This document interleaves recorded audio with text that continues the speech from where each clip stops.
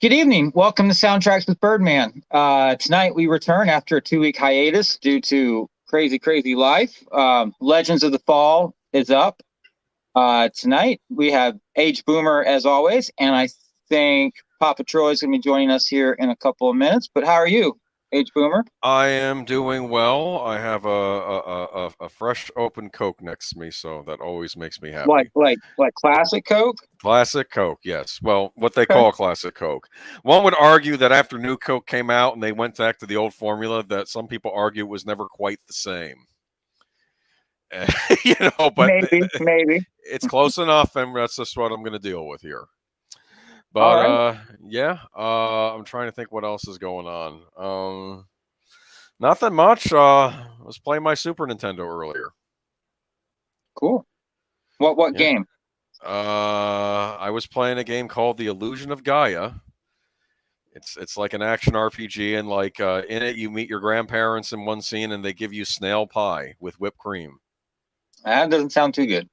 You don't think that sounds too good? No, it's Yeah. a weird game. It's like supposed to take place during the Age of Exploration, so you go like to like the Incan ruins and the Egyptian ruins and places like that. But it's very off the wall because it's a Japanese game from the '90s. Plus, it was translated in English, and I don't know what got lost in translation.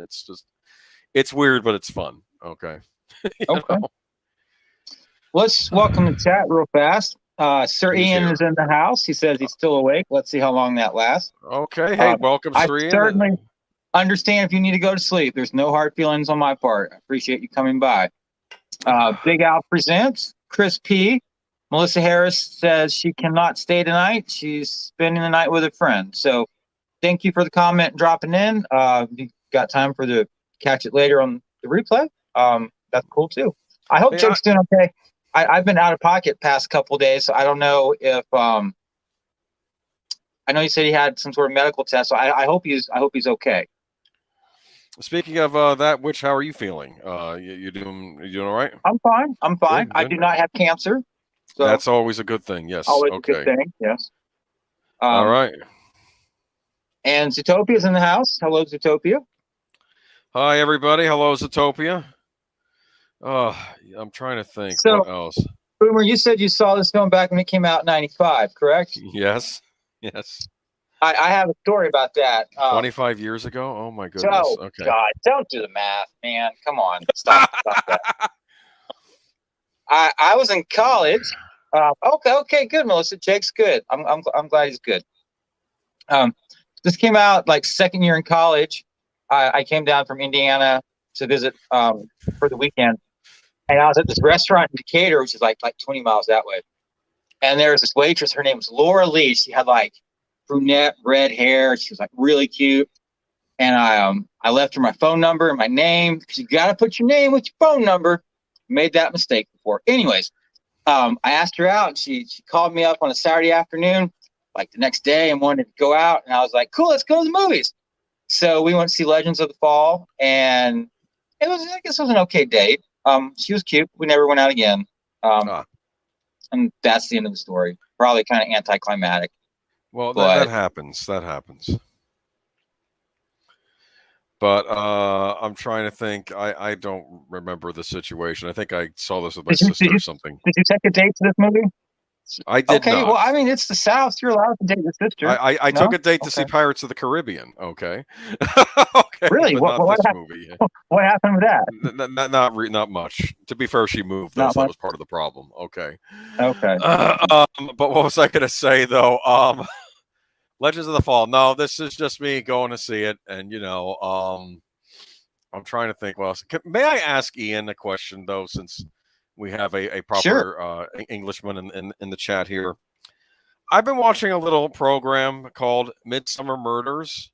Have you been to Midsummer County? I guess is that what they call it over there? And how violent is it? Okay, because there's a murder happening there every episode, or multiple murders, because it's a mystery series. I just have to know. Okay, Andrew. Andrew's in the house. How are you, sir? And I have Hello, not sir. forgotten your AI email. I've just been crazy busy, and I keep meaning to type a long response to it. I just haven't done it yet. I got a And I cop. haven't forgotten your package of CDs I was sending you either. You can ask Boomer. I'm really slow at mailing stuff out. No, but I got to get stuff to you email it out. too. I got to get stuff to you too, Daniel. I've got like a box of CDs that I've had taped up and addressed sitting on the desk for like 2 months now. Wow. I just haven't made it to the post office. So let's see. So if we're lucky, we might get Troy tonight. I guess there's no game. We should do the Dungeons and Dragons movie and have Troy on sometime. I'm kidding. I'm kidding. I've never actually seen that movie. Troy says we can't find it. Can't find what? The link? Yeah, I can't find the movie. Oh, I don't believe it's streaming anywhere. Hold on, let me look. If that's what he's looking for, I thought he owned it. If he can't find it, he can't find it. It was a short notice thing, right? Tell him to look with the L's. Legends of the Fall under L, or maybe under T for the, even though that's not the way you're supposed to do it. Oh, Andrew, you got the 3 CD set for AI. Did you just order it? Because I know it was out a couple years ago, and I'm guessing it's the exact same set. If not, please tell me, and I'll have to order it again. I don't believe Legends of the Fall is streaming anywhere, but let me look online. Okay, good. It's the same set.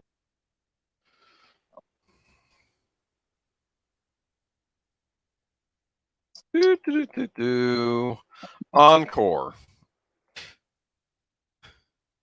Andrew, did you see the 4 and Ian too? Did you see the four disc set for Sleepy Hollow and Trotta dropped it yesterday? It's $40. Yeah, I'm gonna have to order that like on payday. It doesn't get here soon enough this month, it seems. So you said you need a thumbnail for Star Trek 5. Who is rewatch guest? We're thinking Chris P, but we're not positive yet. You have to Star Trek 5 was Michael Flynn. Oh, Michael Flynn. Never mind. Okay, I'm thinking of you mean Matthew Flynn. Matthew Flynn. I'm sorry. Matthew Flynn. No, it's okay. Matthew Flynn. I understand, Andrew. I'm not a big Danny Elfman fan either, but it's kind of hard to turn down a 4 disc set because I know if I don't get it, I'll regret it in like 5 years, and it'll be like $300. And I'll have to ask for it for Christmas from Boomer, and he'll be like, $300. Like, I have a question for you. Is the Burbs soundtrack available from any fancy place? I'm curious. I'm pretty sure they had an extended version of it. When? Because I think we got to do the Burbs before the end of summer. I think we got to do the Burbs. I think that's going to happen. Got Carrie Fisher in it, and Tom Hanks, and Bruce Dern, and Corey Feldman, among others. You know, just came out spring of '89, was it? Probably. I treat it as a summer movie. Okay, it's like an end of summer movie for me. It's like what I watched it before having to start the 7th grade, so it's kind of a big deal for me. Hold on. Burbs Waxwork Records. Do you know them? Yeah. Are they any good? Yeah. Oh, it's only $35? Is that a vinyl? Oh, that's vinyl. Okay. Interesting. It's blue. No, that's CD, I think. Is it vinyl and CD? That's what I thought. Versaraban, Ian came through for us. Versaraban released a deluxe edition on CD. I'm guessing you have it, Ian. Ian responded to your question about the TV show. Did he respond? Yeah, I have it highlighted. I'm going to look. Hold on. Midsummer is fictional, but the series has been going for over 20 years. And by now there shouldn't be no living soul left in the country. No one living in the country. Yes. County. Yes, I know. It's just, it's a mystery series. Like they're 90-minute episodes, and like each week is a new murder. And they often have themes. Like there was one I watched that took place at a comic book convention in England, you know. And like one of the suspects gets really angry in the episode and starts demolishing things with a toy lightsaber. It was kind of funny to watch. Anyway, okay, Should we start but the movie? Troy said he's not going to be able to make it. all right, you might as well start it. Sorry, Troy. You can always hang out in the chat or if you got something else to do. But I don't know. Okay, are you ready? I'm ready when you are, Daniel. You want to do a 1, 2, 3 or a 3, 2, 1? Yeah. Let me get my little ear bitty things in. 1. And once again, I cannot get my headphones to work. So I'm telling you, I should give you a link to what I got. Do you have a normal earphone jack in your thing? on the phone, no. Oh, of course. That's what you get when you buy the top of the line phone. They don't give you a plug in. They give you the wireless, yes, because. Yes. Ian, when did the edition come out? Was it more than like a year ago? Okay, let's start. You ready, Boomer? Okay, yep, I'm ready. Okay. 1, 2, 3, start. The Columbia Pictures Pegasus, right? TriStar? You mean TriStar? Columbia TriStar. Kept wondering if that was from a movie like was that from Clash of the Titans or something, and they just. That's what I've always thought of. I think that was a Warner Brothers movie, though. So never mind. Okay. All right, here we have TriStar Pictures. Now, this is kind of interesting. What kind of movie would you classify this as? Historical drama? Yeah. I kept wanting to say hints of the Western, but it's really almost about the end of the West, if you think about it, right? Yeah.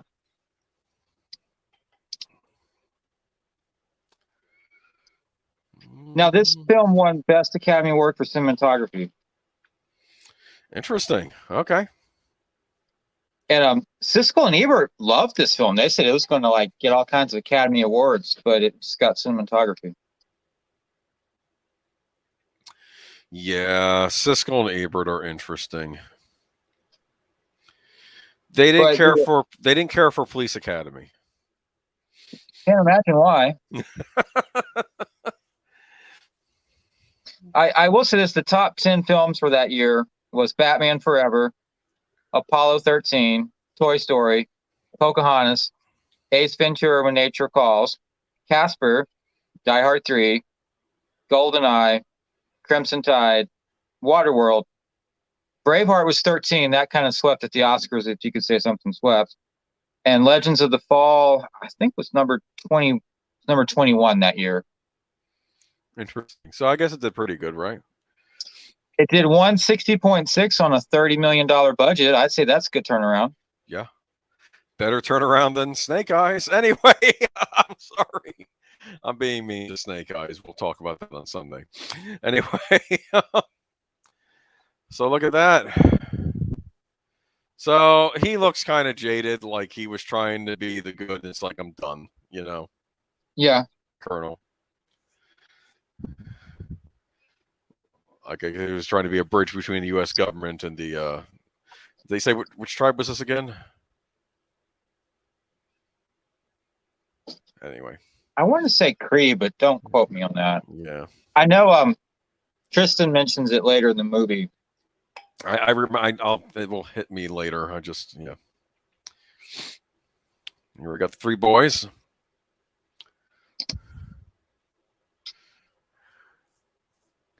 And you have this beautiful theme from James Horner. Yeah, talk about the score a bit.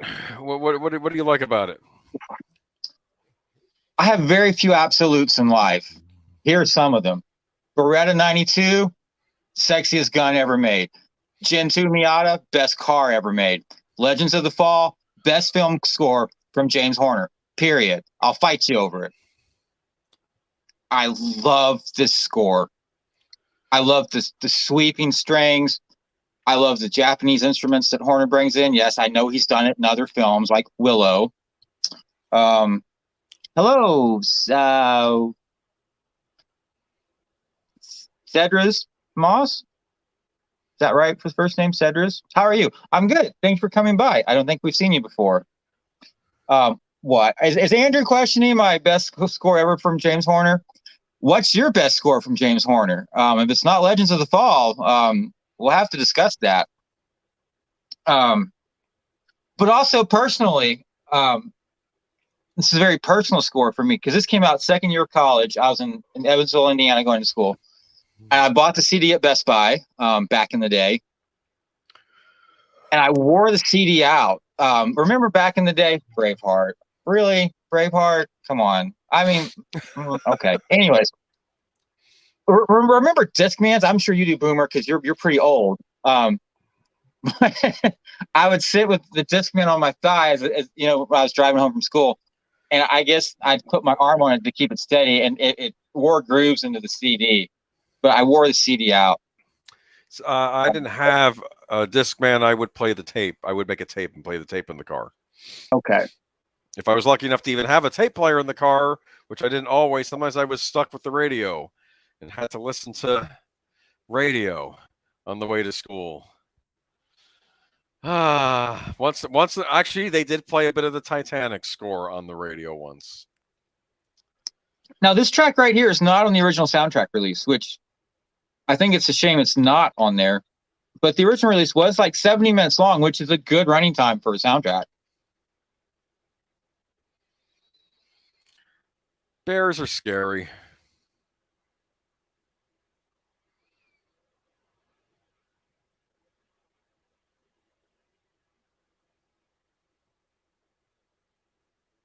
Ooh.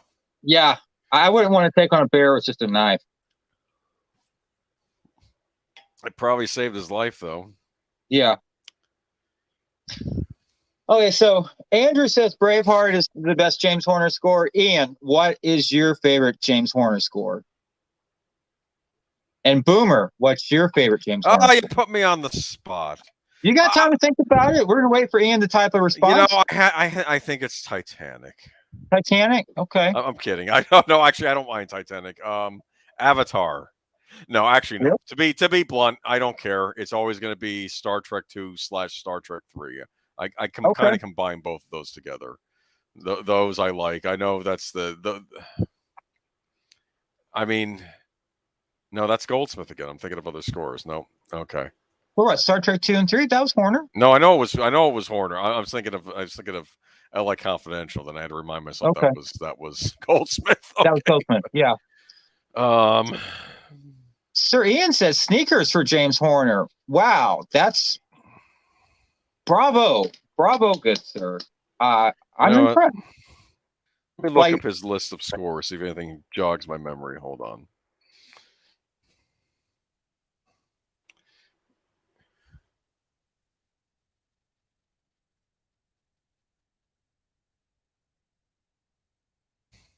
Cedrus Moss, what is your favorite James Horner film score?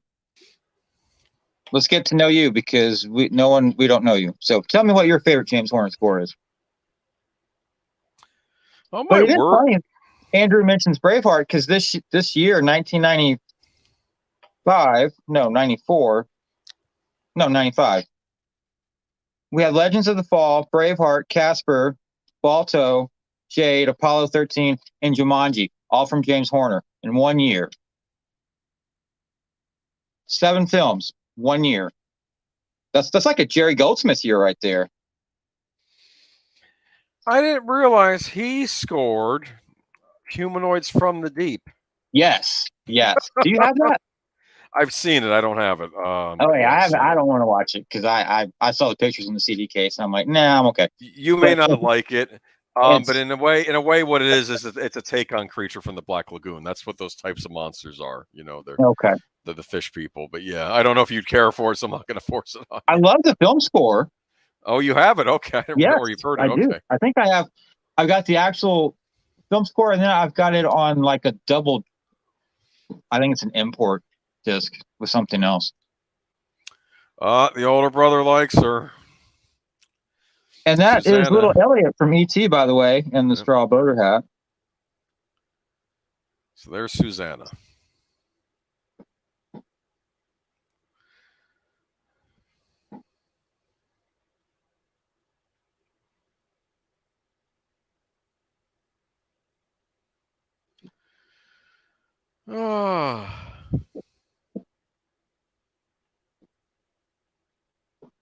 Andrew, have you seen Humanoids from the Deep?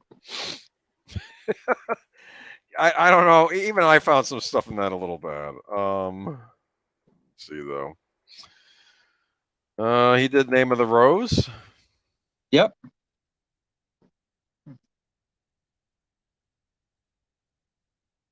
He did Wolfen. Yeah, I wish I could find a copy of Wolfen that wasn't $100 to buy. Maybe one Halloween we could do it. We could do a James Horner month or something because he did so many horror scores. I think there's enough horror scores to just have an entire month of James Horner. Yeah, yeah. So okay, here we Big go. Al, is Krull your favorite James Horner score? Krull's a good score.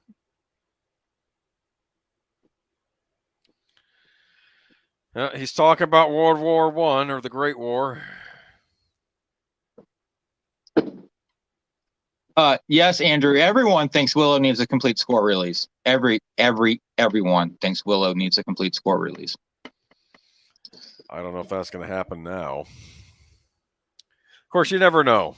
Maybe when they bring the series out, it'll have a resurged interest in the movie, right? I don't know. Oh, what's like? I think it's like scores and soundtracks. It's like one of like 3 Facebook groups I'm on. It's like the only reason to be on Facebook. And it's just a running joke. It's like, when's Willow getting a complete score release? Everybody wants it. And can we also get it on vinyl at the same time? Well, while we're doing it, let's just do it all the way. I have the score to The Living Dead at Manchester Morgue on vinyl. Really? Yes. That's a zombie movie. It takes place in England.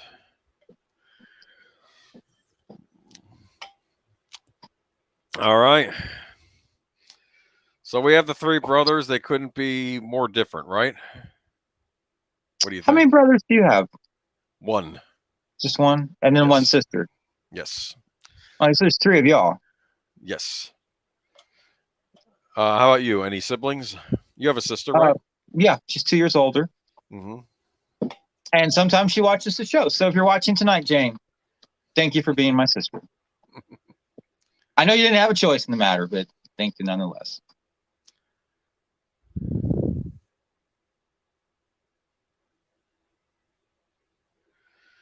All right. Hope you and Ugly here find every happiness together. Funny. Okay.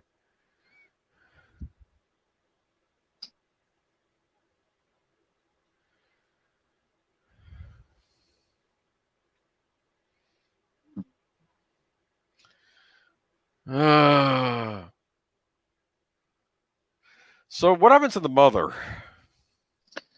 She left the Colonel. That's right. They said at the beginning, yeah, she left. She left and never came back. Yeah. And then that makes a nice line later on in the movie where Alfred says, like my father, I dared to love a woman who doesn't love me back. And it's like, ooh, that's the knife wound right there. Yeah.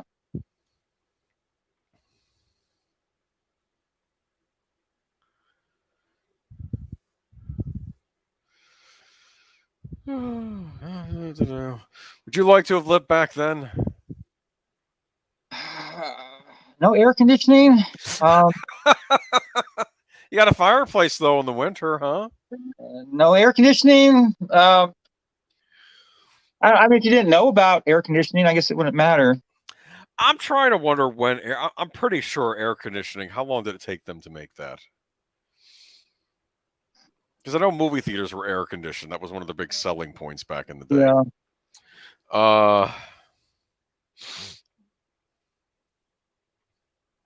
Oh, you want to hear something really sad? This house, this entire complex, they actually built this in real life. And they left it there. And then the locals vandalized it and burned it to the ground. Nice. Where was this? Yeah. Calgary. In Canada?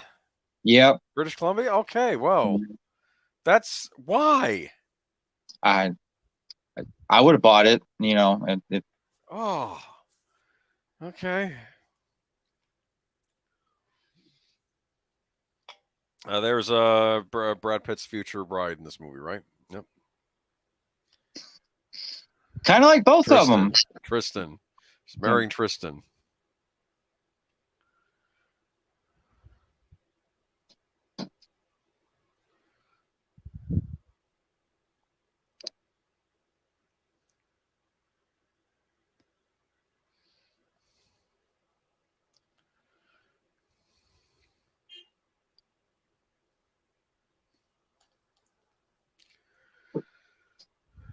All right, let me go ahead and change something Cricket. on here. Cricket? Zootopia makes a good point. Not living in any era that doesn't have adequate air conditioning or dentistry. Dentistry's important. Yeah, that would kind of get me. Food was probably better though. Huh? And Chris P brings up a good point. They could have used this as a tourist attraction. Yeah, this is a beautiful country. Turn it into a bed and breakfast. I'd stay there. They could have used it for other movies. Yeah, that too. It's a movie set. Maybe a TV show. You don't make TV shows that are period up there. You could have used the house over and over again. Yeah, book Kevin Costner for like 5 seasons and. Yeah, but even Canada makes its own shows. They could have just used it. You have a historical house, you can just use it as a movie set. It's already been used for a movie. They gave it to you. Olive. What's Olive's problem? I don't know. All right, so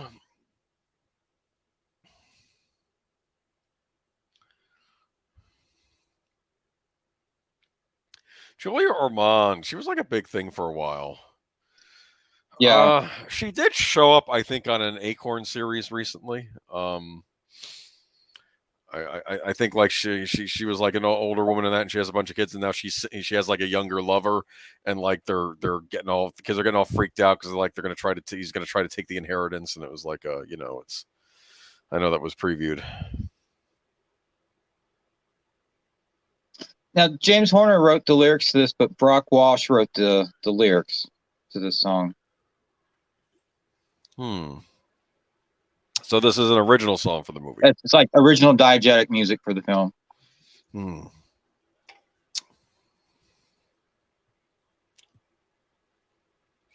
Belong to another.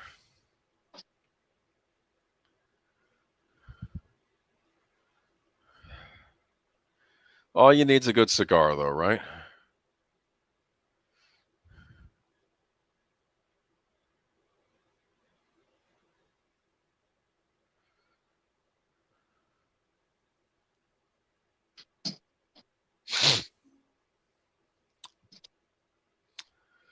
You like that dog? What kind of dog is that? Borzo, Borrozi, I think. No. Spelling's not my strong point.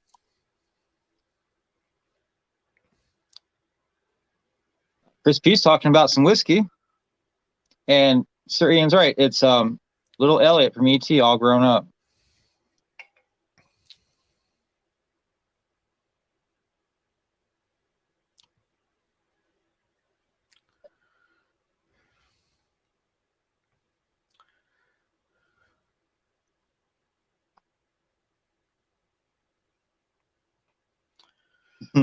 She lassoed him.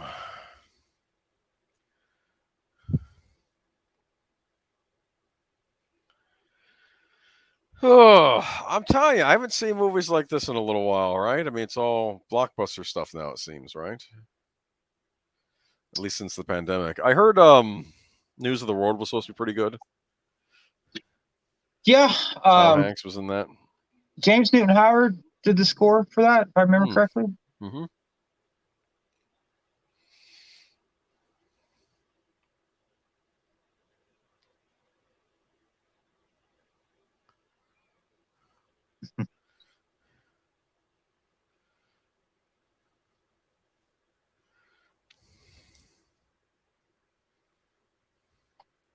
Good question, Chris P. What did happen to Henry Thomas? Henry Thomas? Who? The kid from E.T.? Yeah. The last thing I saw him in, he was in some kind of ad campaign where he was the adult Elliot meeting E.T. again.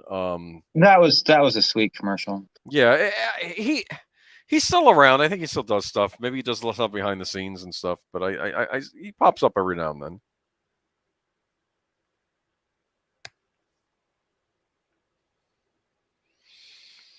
Quit looking at Brad Pitt.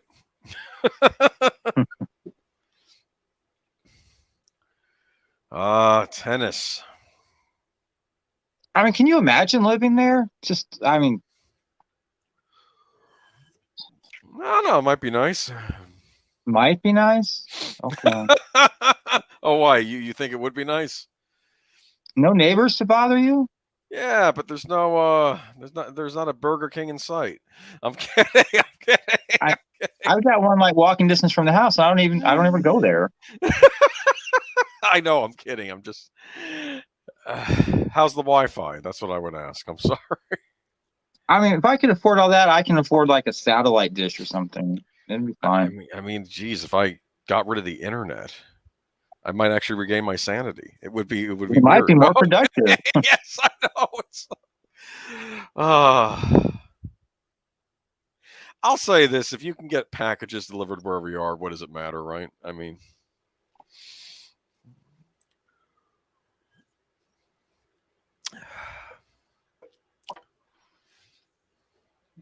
she's got me spinning. Got these ideas and theories, and she's so Not ugly. How do you break the mayor? Uh-oh.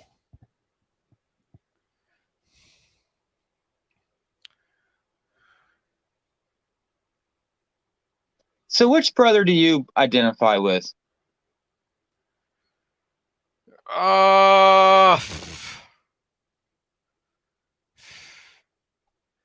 I think at this point, I don't know who I identify with this actually. What about you? Um, The when I was youngest? younger, probably Samuel. Now I'd probably say Alfred. Really? Yeah. Yeah, I don't know. I don't know if I identify with any of them, to be honest with you. I know that's kind of a lame answer. Maybe years ago might have been Alfred, maybe.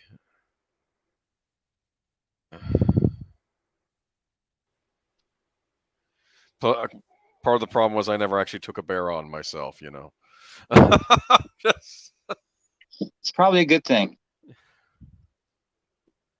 I've seen alligators. We got alligators down here, you know. Well, Sir Ian says Henry Thomas invented toothpaste for domesticated alligators, became a billionaire, retired to a small town in Ukraine.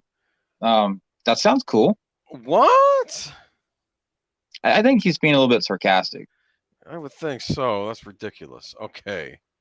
And Zootopia says Henry Thomas did The Haunting of Hill House with Mike Flanagan and was also in Flanagan's Doctor Sleep. Okay. Oh, that's right. Yeah, he did show up in Doctor Sleep. I think he's playing the. Yeah, okay. I'm not going to spoil it if you see it, but he's playing. I think I know who he was playing. I have to watch Doctor Sleep still. I have the digital copy. I just never got around to watching it. Let me see though.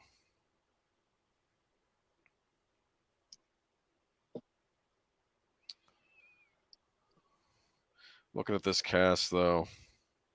You like Aidan Quinn? I do. Yeah. I would have thought he would have gotten more leading roles.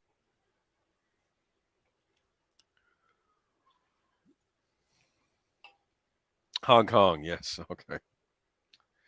Who are they looking for? The guy that works on the farm. Chris P wants to know what you're drinking tonight, Boomer. I'm just having a Coca-Cola. That's all. Did they have Coca-Cola back then?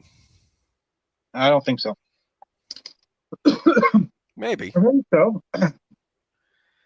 I have to tell you, the people that own the formula, they sold the bottling rights. That was a big mistake. They still make money off anything that came from a fountain, okay? But when they sold the bottling rights, I didn't think they realized how popular it would be bottled. Do you understand? Actually, January 29th, 1892, Coca-Cola. Then it's available.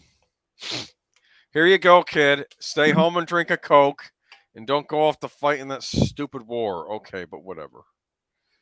See, I have to admit, I think maybe out of all of them, it's probably the father I identify the most with. I'm sorry. It's just I think that's where I am now. I'm more him than any of them. That's weird.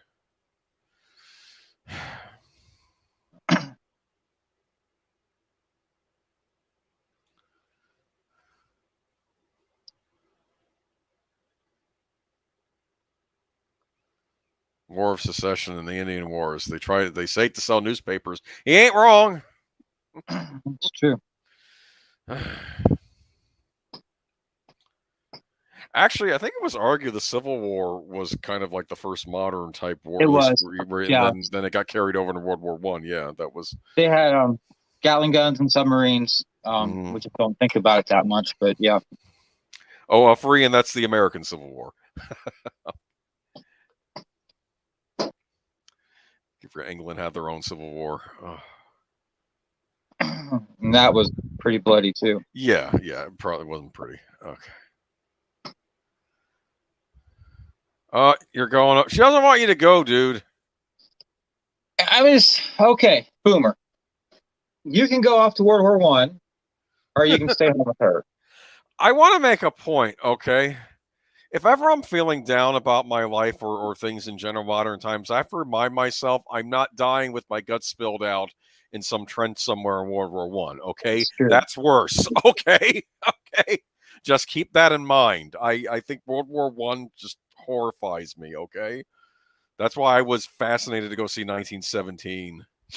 It's funny. I remember once on Facebook, one of my friends had posted like, the way you'll die is the last movie you've seen in the theater. I'm thinking, I said, oh no, I saw 1917 in the theater. It's like, I think, that's not the way I want to go. Okay. No.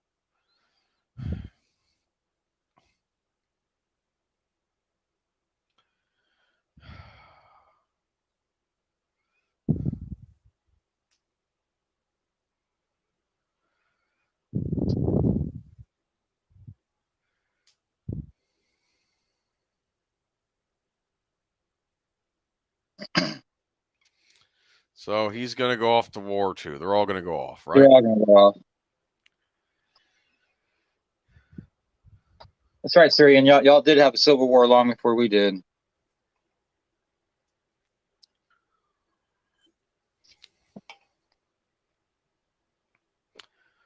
I'm telling you, we do got to do for a few dollars more one of these weeks because we have to get up to Good, the Bad, and the Ugly. It's going to happen. Is that the 3-hour long one or the 4-hour long one? It's long. We can split it up into 2 parts. I'm assuming there's an intermission. I could be wrong. Okay.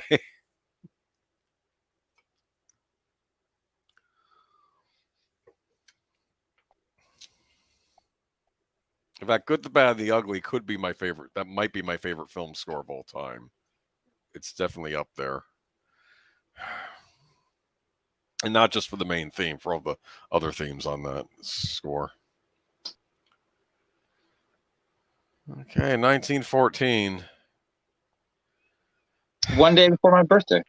I don't know much about the American experience in World War One. I'll be honest with you. I know the stuff at home, but how bad was it for our side in comparison to the other European countries? I don't think it was as bad, but nothing at all compared to Europe. Europe lost an entire generation. Yeah.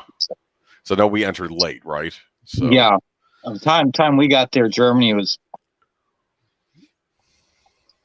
broken, like morale. I mean, both sides were, but we came in like, boom, Cowboys come in at the last minute to rout everyone, and the Germans were just like, so these Americans, they're all excited to be here. What the hell? But yeah, we instituted the draft. And went over there, and tanks came out in the latter days of the war and broke through the trenches, and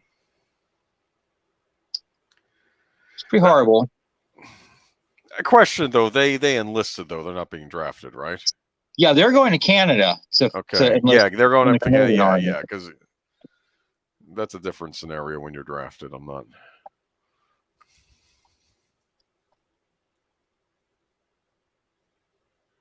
This track's called "Off to War" on the original soundtrack pressing.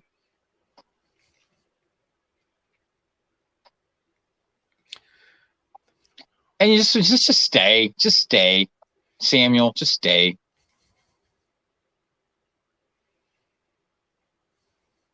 I have to do it. You don't. Like his father said, America's not at war.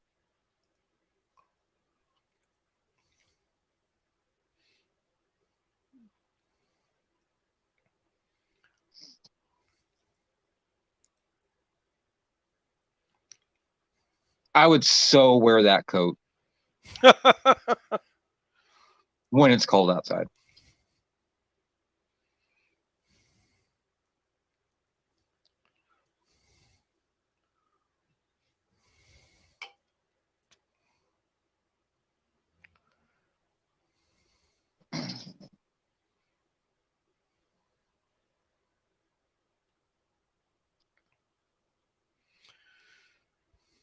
Syrian says we lost 116,000 in World War One. Wow. What was the count for the British?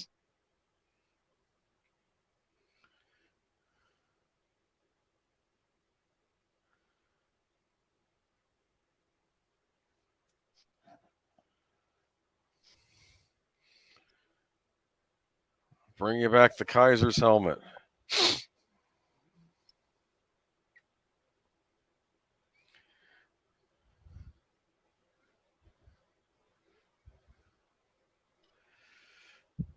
So they're all dressed differently. You notice that? Yeah.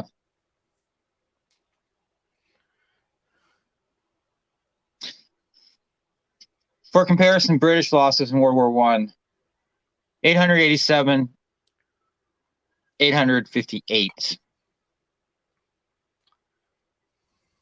So there's a comparison for you, Boomer. Now you got me curious. What was the French?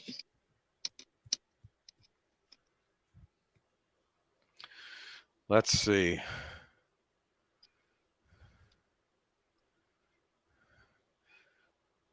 Later on, they do some bootlegging, right? We're not there yet, though. Okay. According to my internet, the French casualties 1,927,000. That's a lot. Italy 1,160,000. That's a wow. I didn't realize. Okay. What was the German?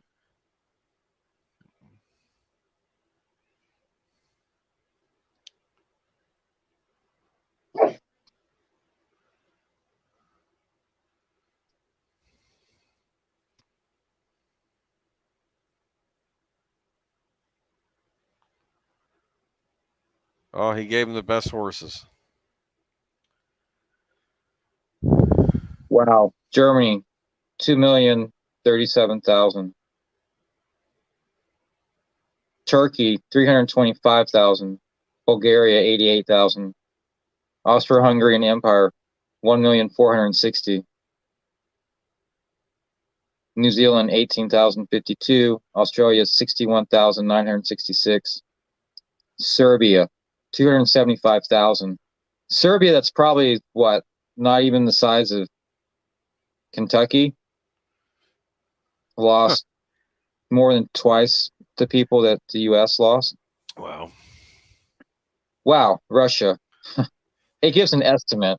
1.8 to 2.2 million. Russia always gets hit.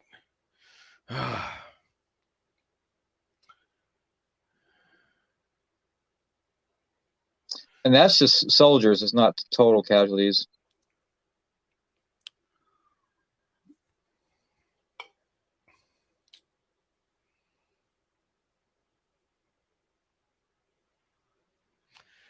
Teacher, they're going to teach her, huh?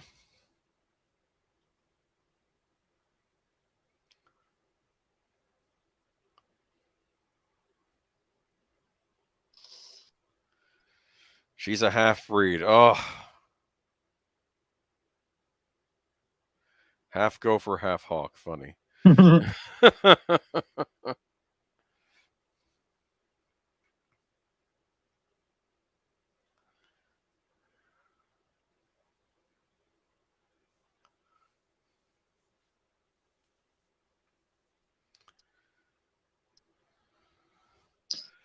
And this track right here is called To the Boys in the original soundtrack pressing. I see.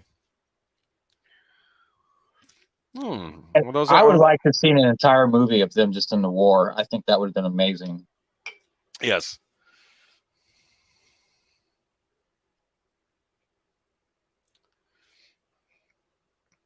It's not where you want to be. Get back to your unit. Those boys are boring. I'd rather have you watching my back.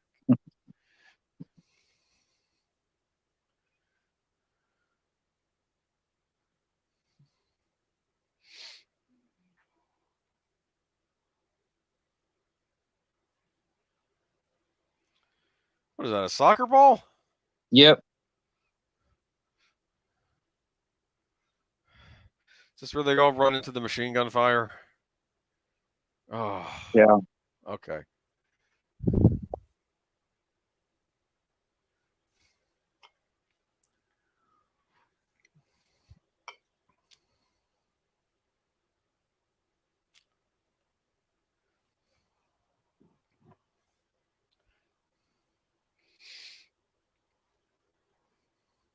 Yeah, I think I identify most with William Ludlow, the dad, I think. Oddly enough. Well, he's been there. He's seen war. Mm-hmm.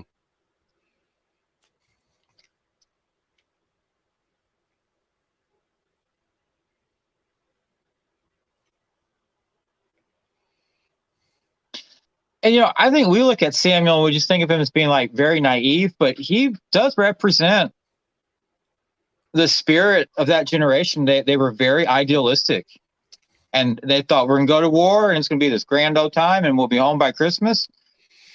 No, And it's gonna work out that way. yeah, At but all. young men are typically like that, though. I mean, Yeah. it's not always a bad thing. It's you're wanting to, break out, do something with your life. I'm not judging, but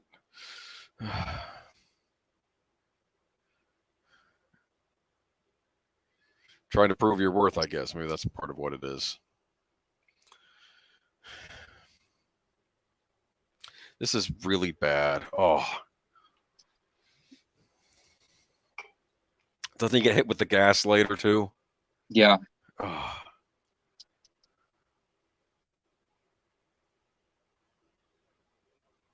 You are right, Sir Ian. Edward Zwick does a fine job with battle scenes. And no shaky cam, thank you, and no constant moving the camera around. Like I'm not gonna say who, Michael Bay. Michael Bay did a very good war movie. What was it? 13 Hour? No. 13 Hours. I haven't seen it, but I do too. It's actually very good. John Krasinski's in it. It's about that incident in Fallujah, I think. No, not Fallujah. Darn it, Benghazi.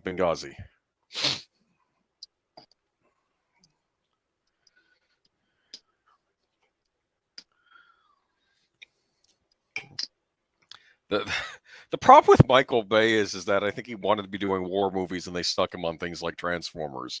Yeah, Well, that's just let him make the the movies. War of robots. I must have been a weird '80s kids because none of these things grab me. I've always argued though. G.I. Joe, I probably should have given half a shot though too, but I don't know. Transformers, Yeah, that's still like a big thorn in our entire relationship. You didn't play with G.I. Joe. I didn't say that I was right. Okay. The big cartoon I watched when I was a kid was Mysterious Cities of Gold, which was only on Nickelodeon. Rebecca Martins makes a good point. Samuel wanted to distinguish himself from his brothers. I do pick up on that a good bit in this film. Yeah, well, think about it. You got the smart one, and you got the rugged, wilderness guy. Handsome, adventuresome type. And who are you? You're marrying this beautiful woman. You probably want to, I guess Kristen, the brothers came along, so you're not really distinguishing yourself. But they're just there because he's there. That's the only reason he's there. The others were there. Yeah. Might help with Alfred's political aspirations, though.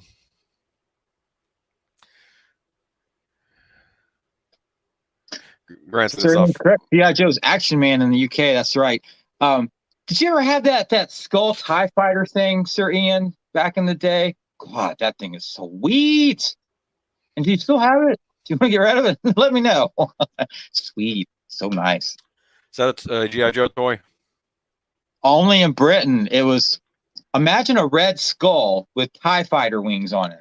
I remember being over a friend's house and seeing the toys and thinking that these felt like the coolness that were Star Wars toys, and I thought, but I just didn't really get into the show. But I should have given it a shot. I think that was a mistake on my part. But what can you do?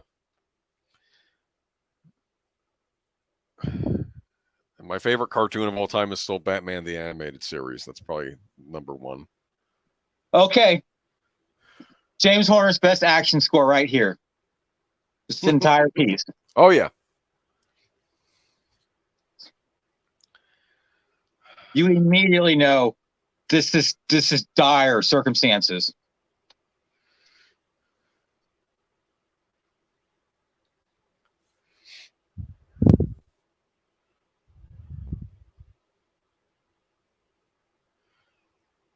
Oh, am I seeing the piked helmets? Yeah, those would be Germans. Yeah, we had one. I don't know if we might You have had went a to a piked cousin of helmet? ours. We did. My dad had one. He did, not any of our ancestors that we knew, but somehow he got his hands on one. Oh, And despite like the general chaos you're seeing here, the music's very focused on Tristan getting to where he's going.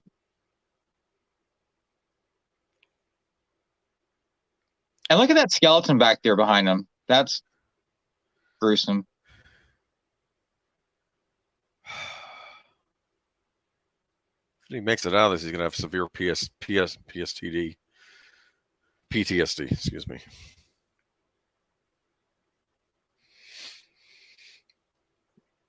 I'm telling you, those helmets almost remind me of Roman helmets.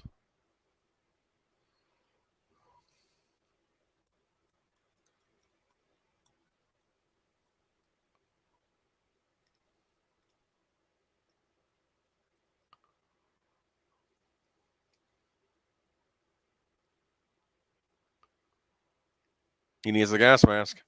It does.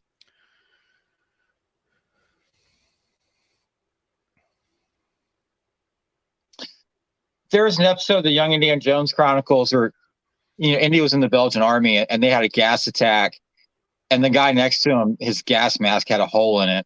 I And he remember. was down. Oh, He died, God. I think. Yeah. He was begging someone to loan their gas mask out, and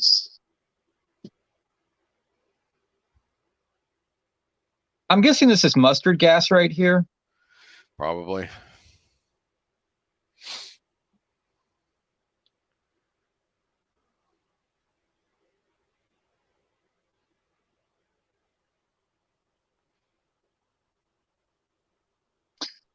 So Ian, that's a very common thing for people in America too.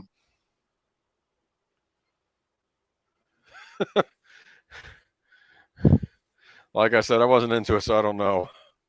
I like Real Ghostbusters. That was a cartoon I watched. Turtles, though, I got into the Turtles later, so I was kind of at the tail end of that, I think. And to be fair, I didn't buy too many of those toys either, because by that point I was too old for those. Legos were a big thing when I was a kid. Oh, this is horrible.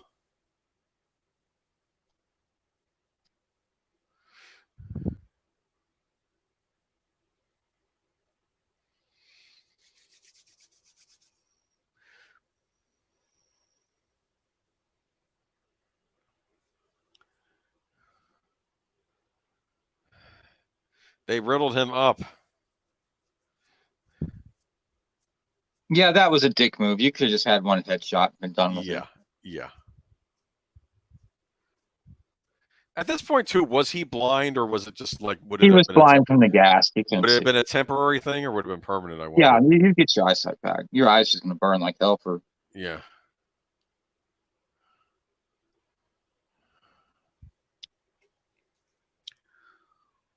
And Horner does such a wonderful job of transitioning from the action into the emotional bit here. And then it just sort of veers off into madness.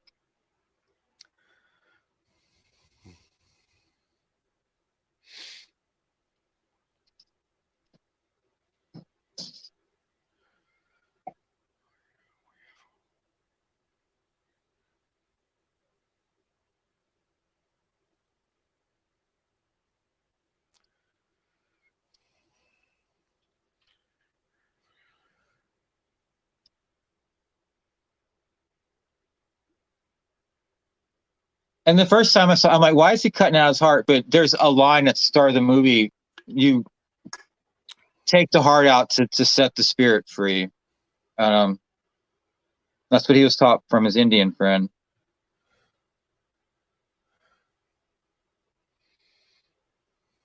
Oof.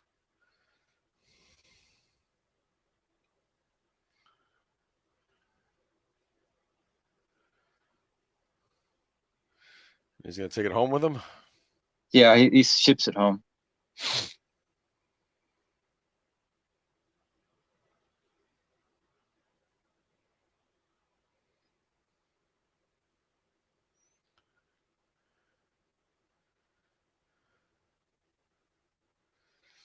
Huh? Then Horner brings in the panpipes right here, which is such a James Horner instrument to use.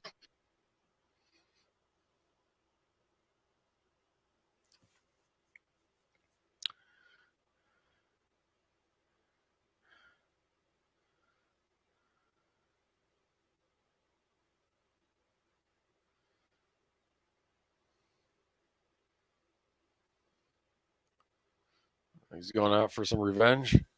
Yeah.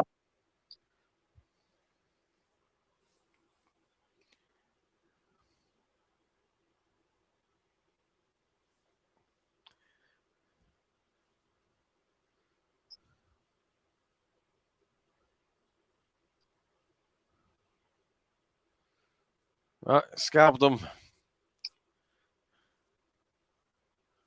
And I don't know, maybe it's just me, but if I was his commanding officer, I'd be like, hey, look, you get some guys together and you just go out every night and do this. Because you would kill the morale of the Germans. They'd be scared, totally scared.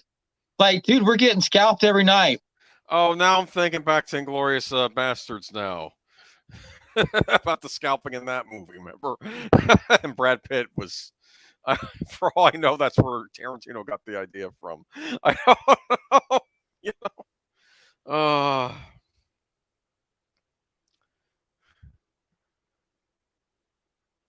And he's just kind of gone off the deep end. And I can't blame him. Stinks.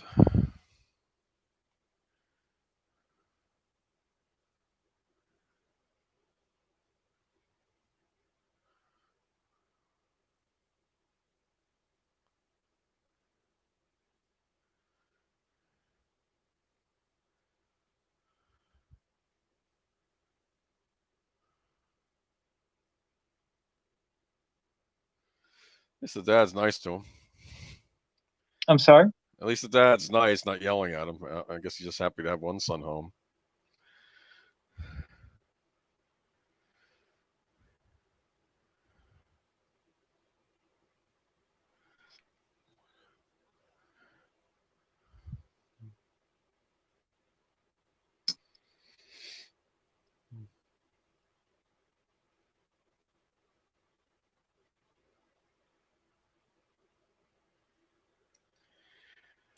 That's a pretty powerful line. He certainly was the best of us, wasn't he?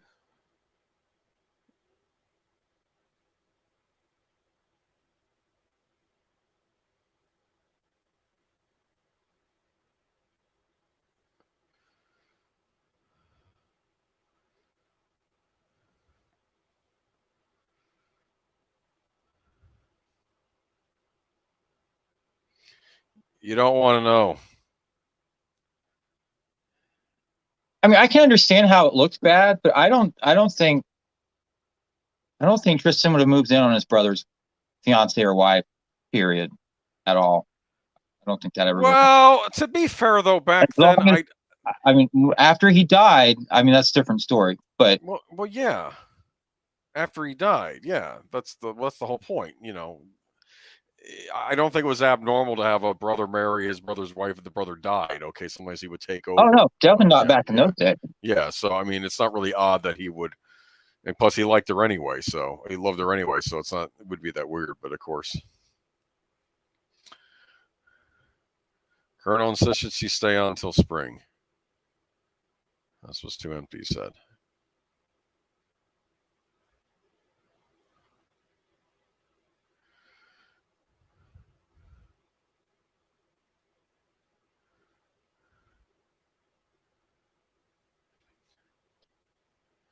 All right. This is where they go to the grave, right? I don't know.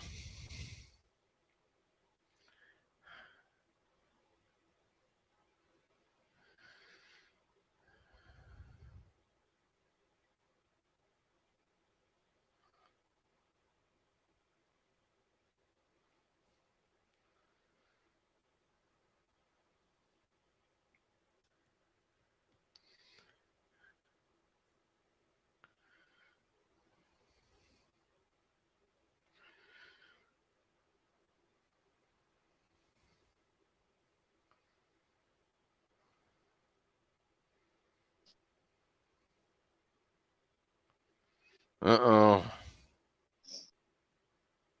I feel sorry for Alfred here. You do? I think, yeah, I mean, I mean, maybe you not Boomer because you're such a stud muffin, No. but, What but the whole the unrequited love, that sort of thing? yeah, yeah. I mean, you know, like, yeah, so like, do you want to go to prom with me? You know, and then they laugh at you, Yeah, and kind of. you It's know, just, it happens, it it's does. just, it's, yeah. And Ian Clark is right. Julia Ormond seemed primed to be the next big thing, but it never quite went anywhere, and it is a shame. She I was, wonder if that was her choice because she's just like, well, I'm doing okay with other things, or if it was just luck of the draw. if you end up not starring in movies that are that successful, like I think she was in First Night, which you would Yeah, think Richard yeah. Gere, Sean Connery, big movie, but it was kind of Jerry just Goldsmith. Yeah, Jerry it's just Goldsmith. kind of an F movie. If you end up not, sometimes if you're an actor, if you end up just not being in hit after hit after hit, you just kind of peter out. And I don't know, I'm not saying that's what happened with her, but yeah, I just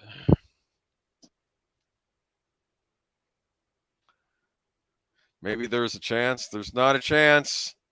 You could learn to love me. I can only cause you pain, Alfred.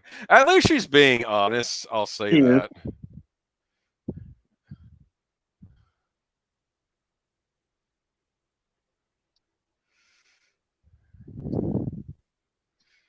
I don't know. Maybe Alfred needs to get away. I think that might be good for him.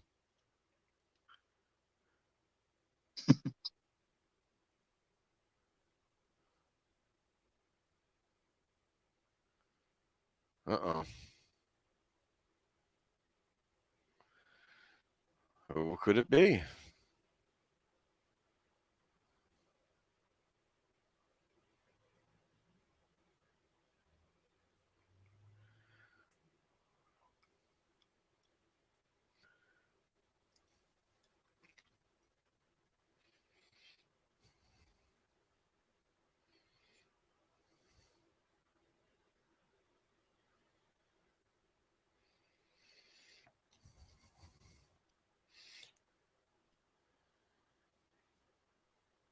Here's that main theme again, which is just beautiful. Oh Lord, listen to that all day.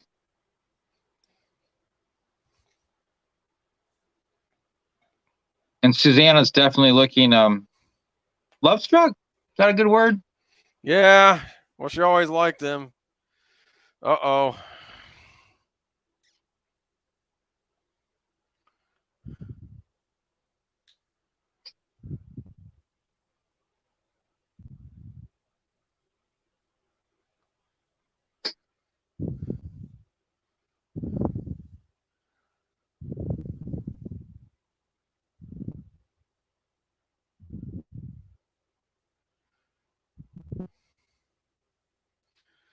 So where was he? Across the sea? He went to sea. They didn't show anything or give any details about it. I know this is based on a book. I should probably read the book one day, but it's probably nothing like the movie. Um,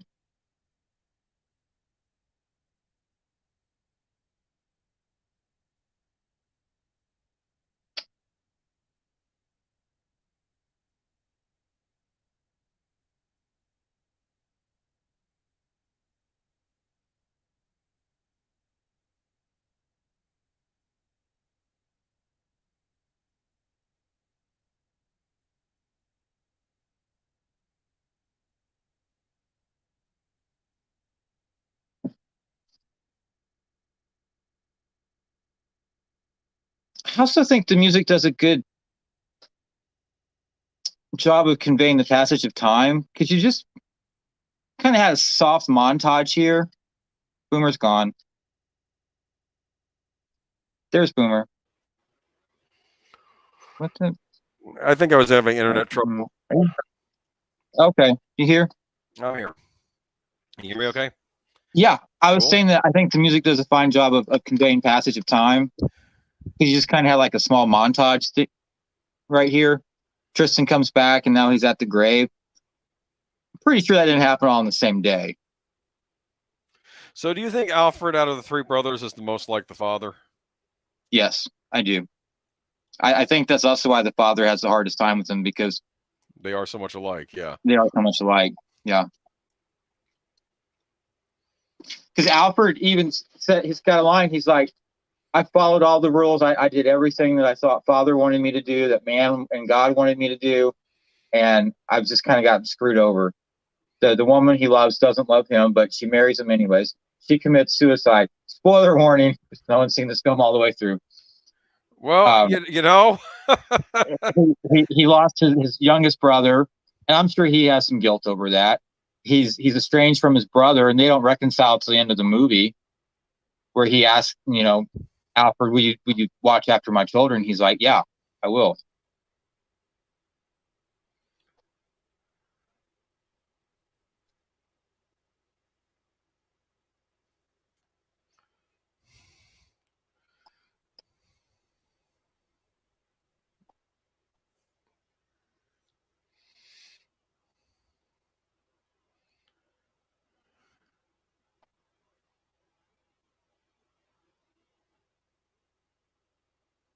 Families can be difficult at times, can't they? Yeah. He's kissing her.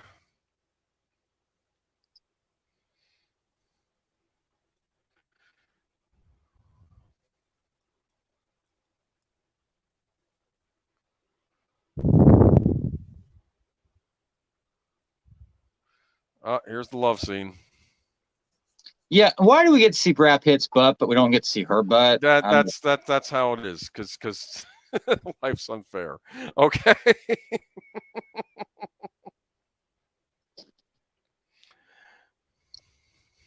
I mean, just taking a survey. I mean, I would rather see her butt. Boomer, what say you? Yeah. Yeah. Okay. Alfred needs to get out of Dodge. Just leave. Yeah.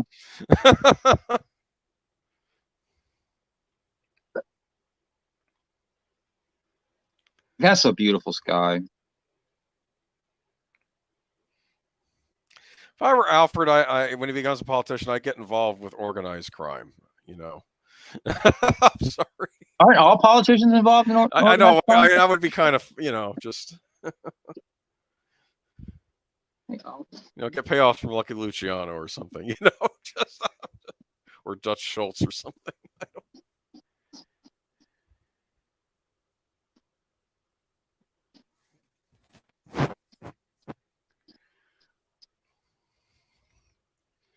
She'll have you. Uh-oh.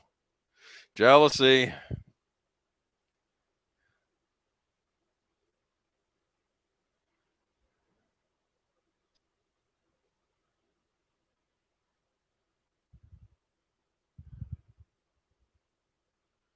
Oh no, he mentioned Samuel.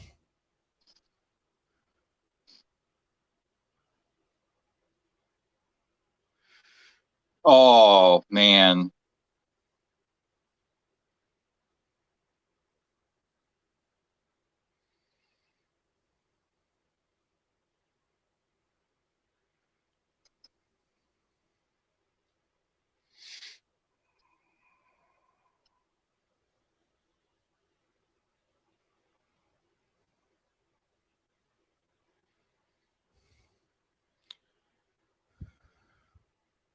Alfred, stop thinking about whether or not you can make her happy. Think about whether or not she can make you happy. There you go. Okay. How about Susanna needs to make Susanna happy? How about that? I am going to say this though. Samuel gets his fiance. Brad Pitt is already engaged to the younger woman. Did the father set up Alfred with anybody? That's cool.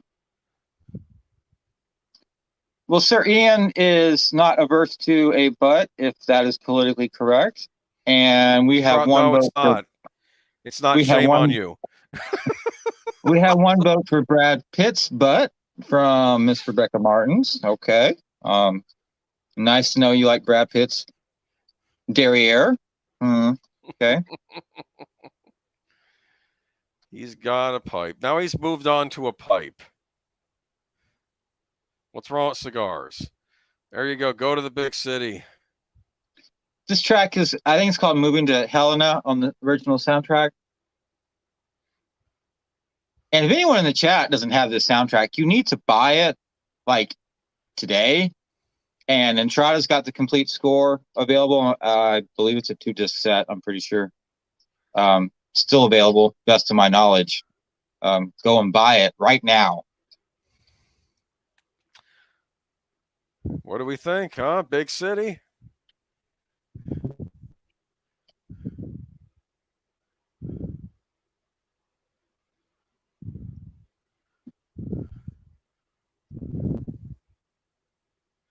Required for honesty and fair dealing. Pleased to call some of Helen's most influential citizens. Okay, my friends. Well, here you go. Okay, you're doing all right for yourself. I'm sure there's a woman around here. Okay, just find someone else. Stop pining after something you can't have. Okay.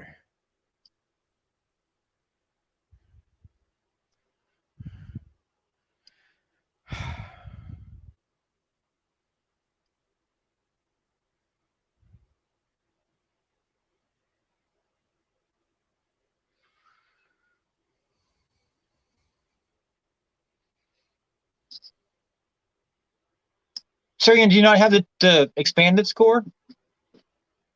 Just got the original? I got the original too. Wore it out. Do you just not love that theme, Boomer? Are you listening to that music right now? Not at the moment, no, but it's a good theme. You're just disappointed in me, aren't you? I have the captions on and the sound turned down. Otherwise, it's going to flood through. Tell you what, I'll raise it up a little bit. Let's see. Okay. I mean, I ain't had a copyright strike yet, you know. Okay, I'm hearing cows now or lambs or something. Turning it back down. Stream's going to get shut down now for those 2 seconds. Okay. The algorithm knows.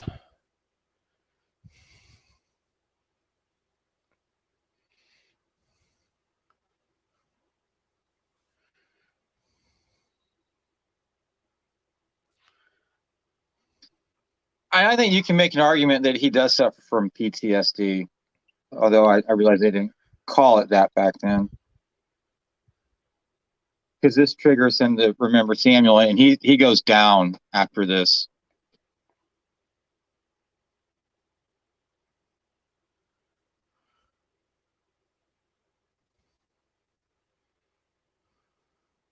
Shouldn't he get like something to cut it with? I don't know if they carry. I mean, the calf's dying. I mean,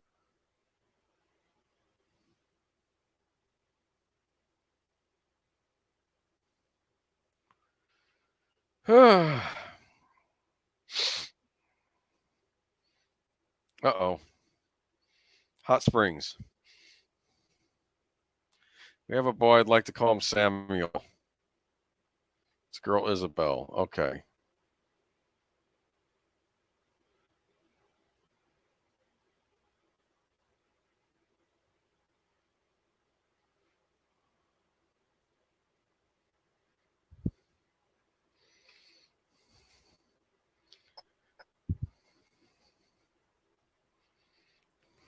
So where's his head at here, you think?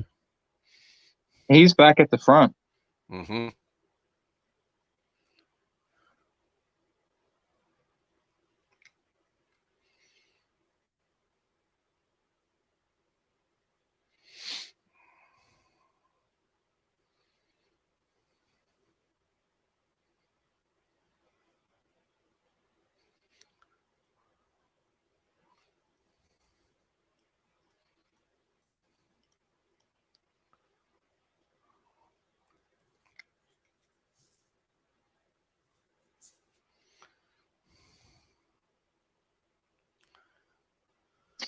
See, his father's not mad at him for Samuel's death. He accepts it that happens. But Tristan is still, he's got the weight of the guilt from that. Yeah. That will destroy you. Mm-hmm.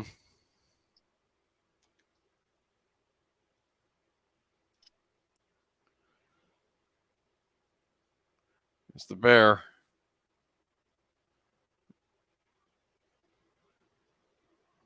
Is that the bear he saw when he was a kid? It's implied. I guess you'd have to go down there and check the toes to make sure.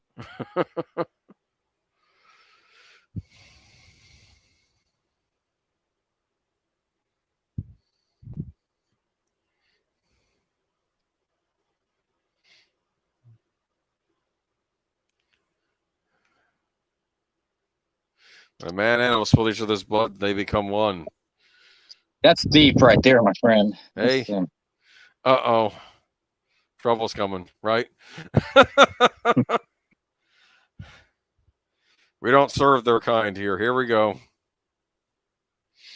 I'm sure Tristan's going to be fine with this, right? Oh, no.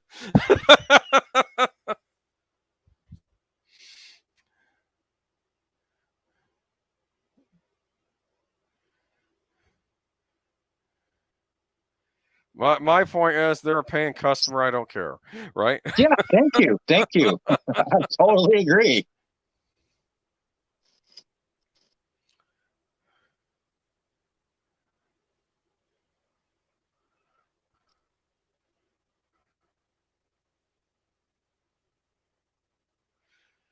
Now, wasn't he relenting finally?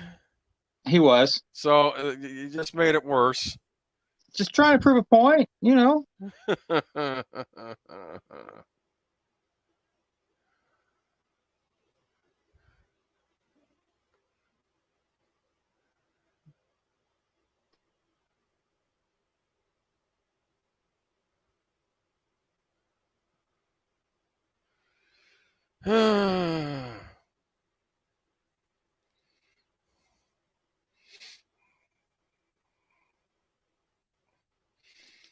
All right, the music coming up. It's what I call bad mental health music. No secret, I've always had issues with depression, and right. never killed myself, but I've thought about it more times than I can remember. And like on the worst days, on the god awful rock bottom worst days, this is what I hear inside my mind. Oh my goodness. And like you struggle to get away from it, but this music right here, that's what's in my mind. So when that happens, do you decide to go on a ship over the seas to the unknown territories? No, I've never done that. Maybe going for a drive though. Maybe going for a drive. I just grit my teeth and just like it'll pass, and it does. But then it goes from the mad craziness to the softer part right here, and then it goes back to the madness music, and it flows so well together. And that's just how life can be at times. I don't sleep with a knife, people.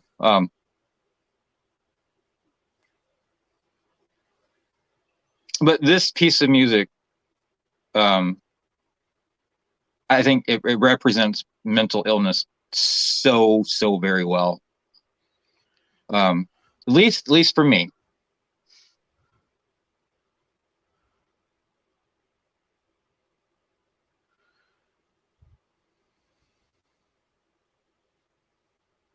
You like the cinematography? God, I love everything about this movie.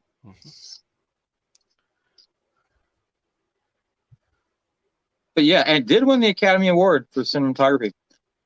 Why is my internet's not working? You okay? I'm fine. I'm just wondering what's the problem with AT&T. Is your movie stalling on you? I can give you a timestamp. No, I'm trying to look up something online. Okay.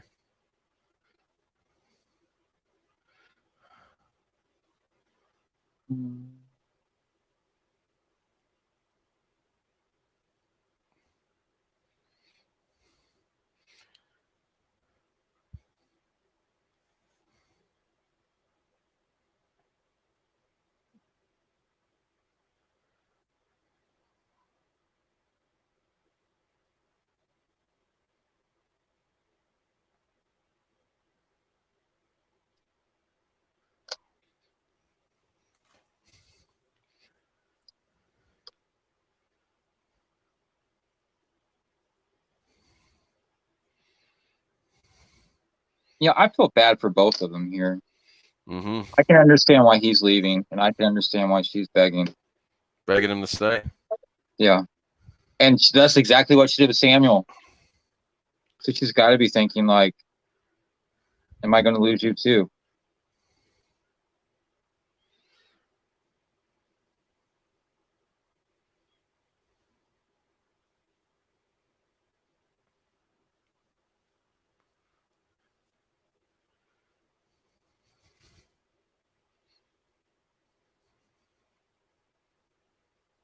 Oh.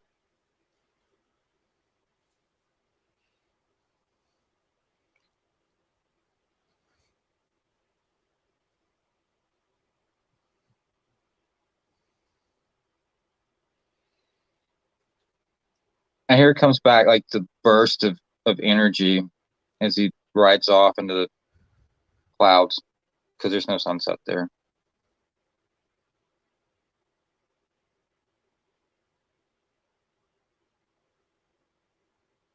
Wow, really, Serena? He got two Oscars in 2 years back to back. That's quite an achievement.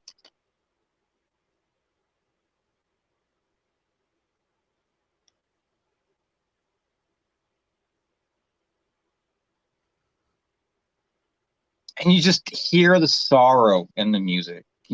I know you have your sound turned off for some odd reason, Boomer. But for those listening, the sorrow in the score is so palpable.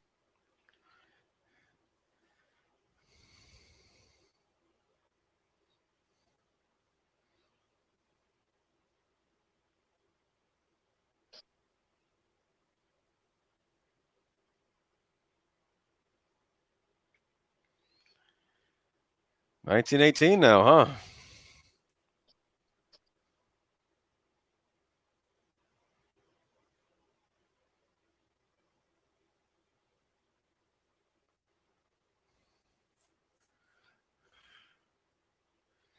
So what's he doing? Trading? Seeing the world. Yep.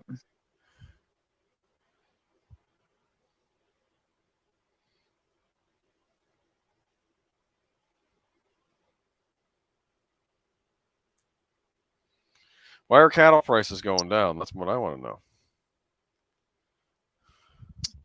That's a good question.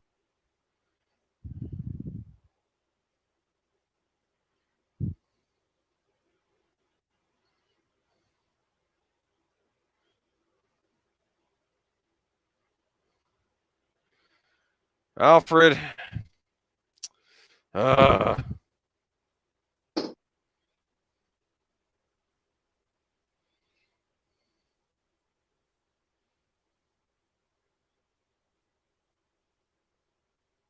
And this is still the same piece of music on the soundtrack. yep.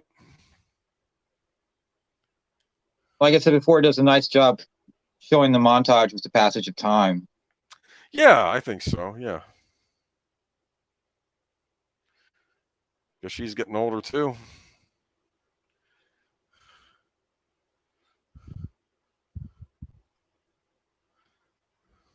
And that shrilling like flute sound that you hear, I'm going to spell it because I can't pronounce it.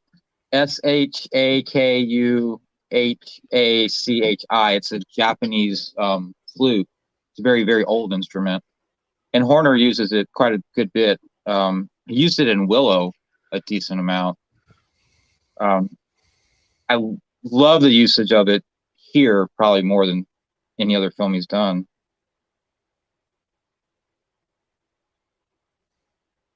Yeah.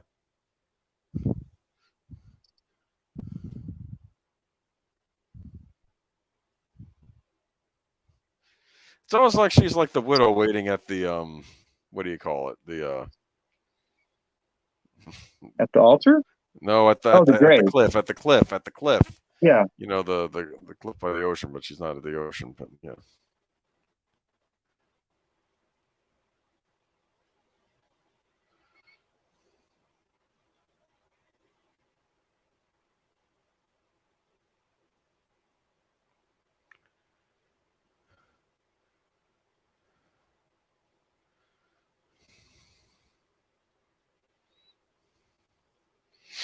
Mm. Look. And Sir Ian brings up a good point. The bear was played by Bart the Bear, who later appeared in The Edge, and then which was also with Anthony Hopkins. Hmm.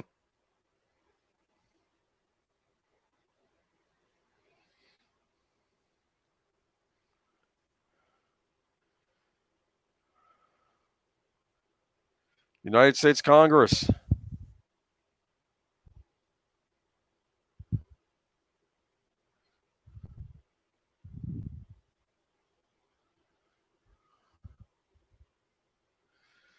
Here we go.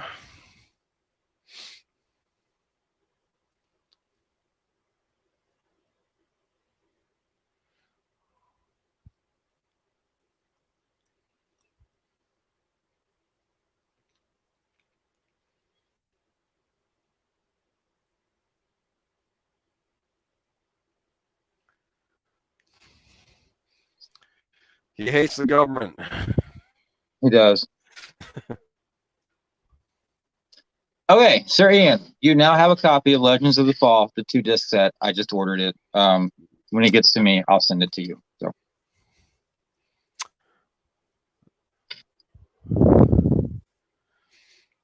Really? That's nice. I try to be nice to people occasionally. I'm not always mean. You know, the Donkey Kong Country trilogy soundtrack is on eBay for $1,000. So I'm kidding. Don't. If $1,000 was like $30, you would have 2 copies of it. But until I'm making McLaren type money, I'm kidding, messing with you. Actually, I have some stuff I got to get to you though. To copy some things.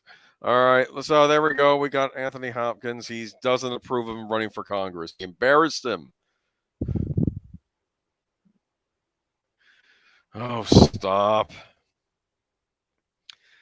Alfred, get off the estate and don't come back, okay? If I was him, I'd want to talk to her too. I mean, he does care for her. You can't fault a man for that. No, you need a heart of ice.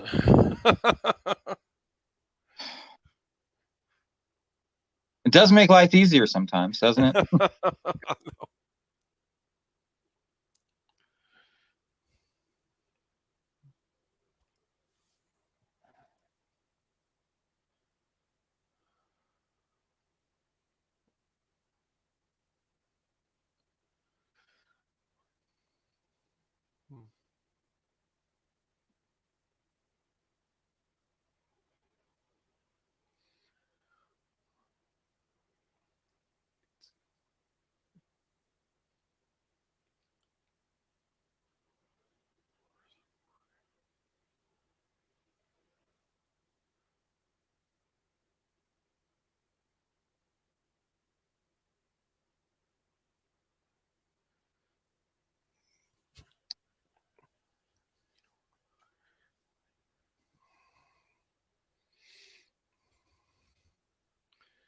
Here we go.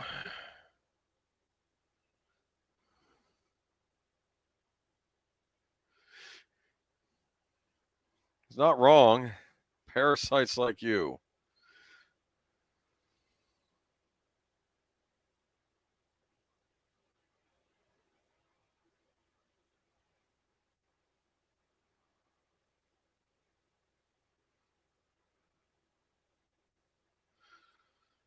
Boom, right there. See?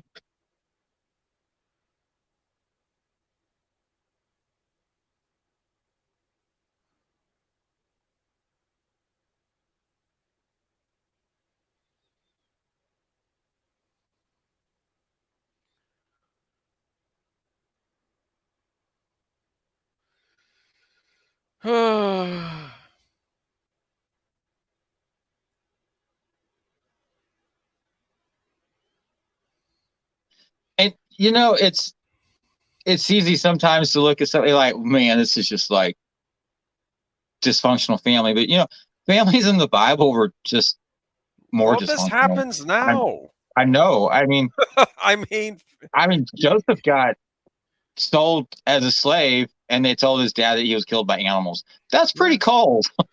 yeah. That's No, that's pretty no. cold. This stuff happens all the time. You get a bad sibling rivalry.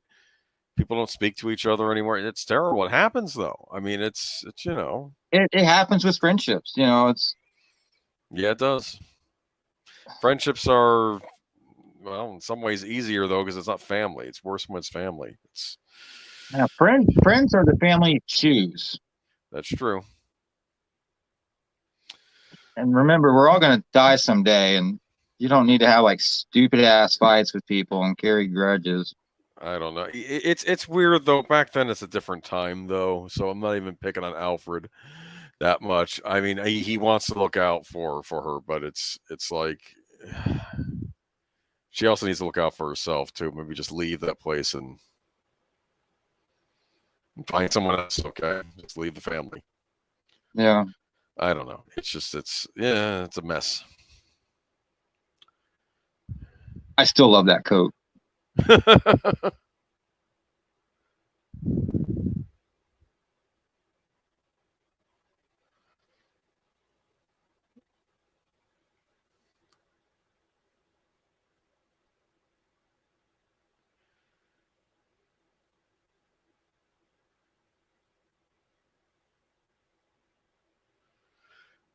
And see, you've got a montage here that's not tacky.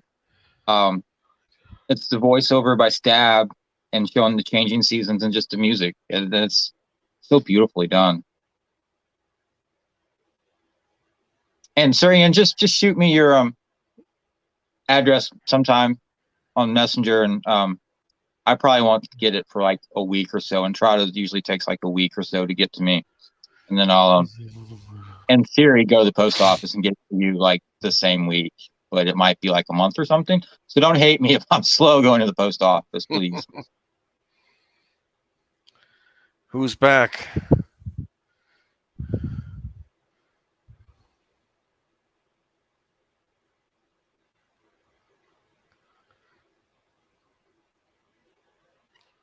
Look who it is.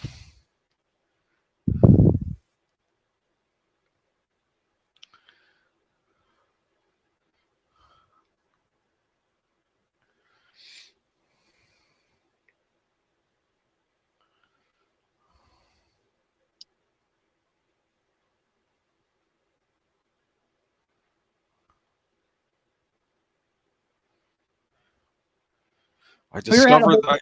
Huh? What? Have you ever had a horse? No. You? No. I would like a horse, but I've never had one. Tristan's back. He's going to say, I discovered this creature called a duck-billed platypus. It's going to be the new family pet. I'm just, I'm kidding. I don't know. Okay, it's not that funny. All right. Anyway,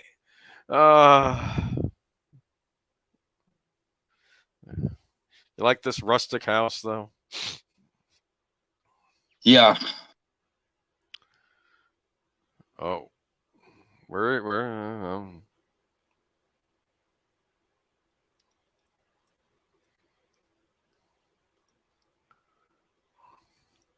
So he had a stroke, right? Yeah. The night that he had the fight with Alfred. Mm-hmm.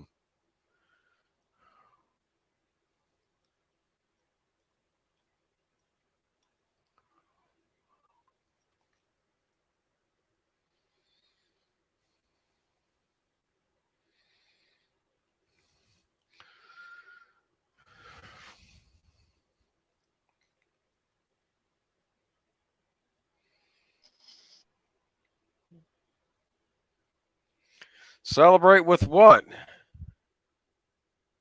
What year is it? 1920s. You better be celebrating with something that is non-alcoholic. Okay, we got laws Okay, Boomer. in this country. Go Okay, back to now. your peach Snapple tea. Peach schnapps. I mean peach snapple. I'm sorry. No, I'm sorry. That's illegal, man. Better not be drinking any hooch. Okay, I'll report you. Prohibition's here to stay. We're going to make a better country. No more drinking.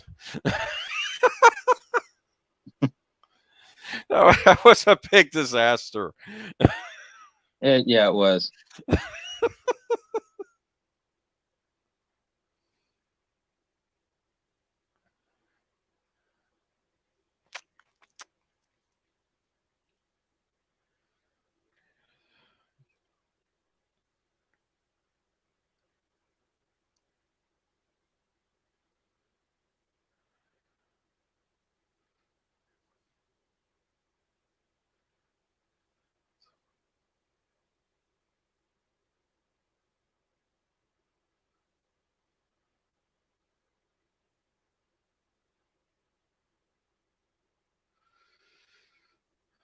So he's bringing us stuff that he found all over wherever he was. Asia, was it? I think he just kind of went everywhere. But this is the best part of going on a trip is all the presents you bring back for everybody.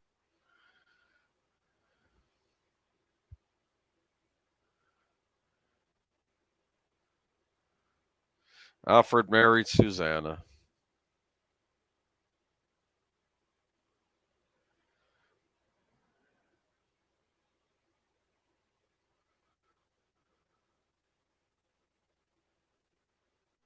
It's as it should be.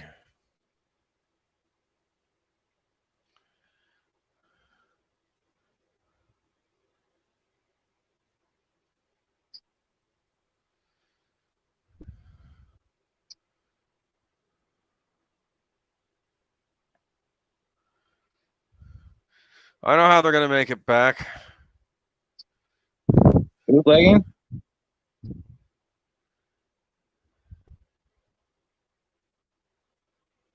Good money in bootlegging if you know what you're doing. Screw Sure. the government. He gave the finger. What are you doing?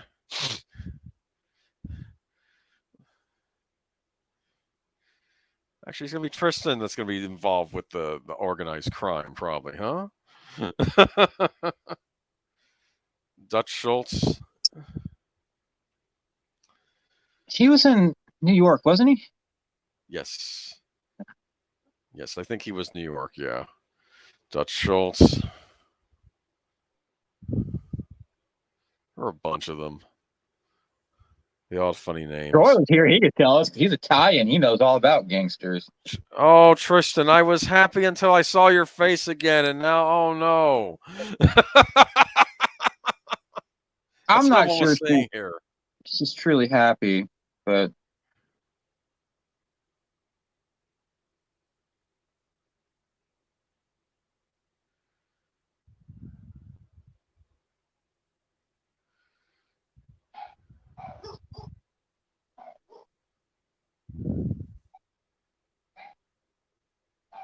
forever turned out to be too long.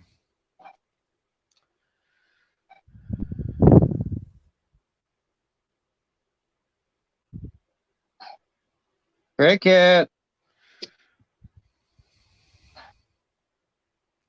Cricket? She's barking about something. It's always the small ones.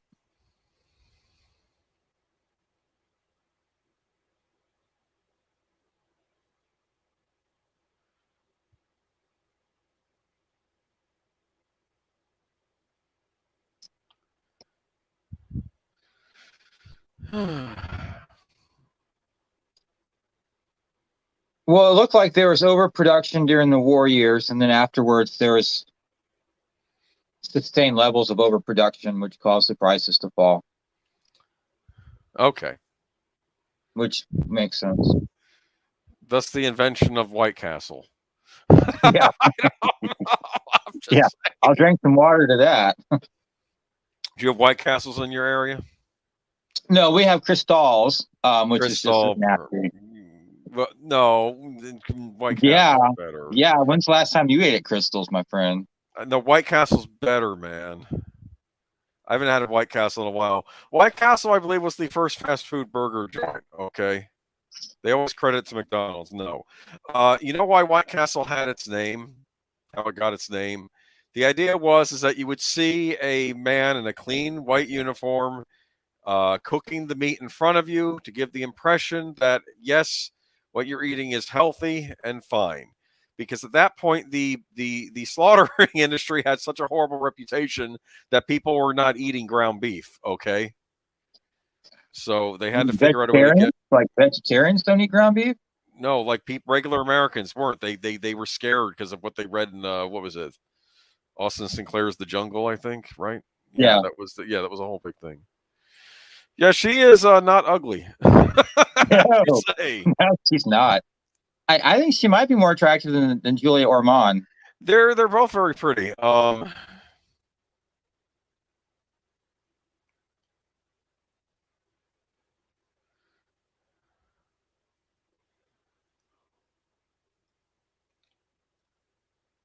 you're not so little anymore.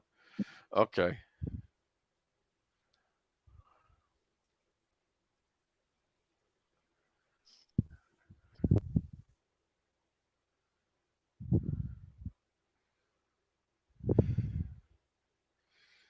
Yeah, he's not in good shape, is he? No.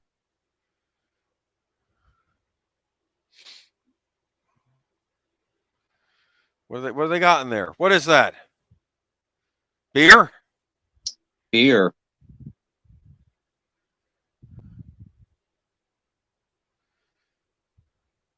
Who are they getting that stuff to? It's organized crime. Nucky Thompson. Yeah, Boardwalk Empire. That was a show that I really liked until I didn't like it. So there's that. But now, okay, so now he's found the love of his life, I guess, right? He Yeah. was always there. And once again, you had a montage, and it wasn't obnoxious like, Rocky Ford.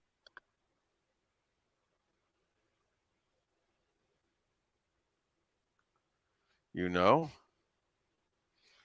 How do you know?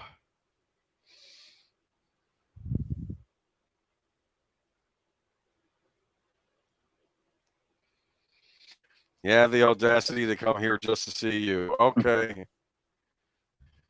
You know what? I have that exact same bust in my living room. What's the bust of? Athena, I think. Okay. Yeah, that one right there. Yep.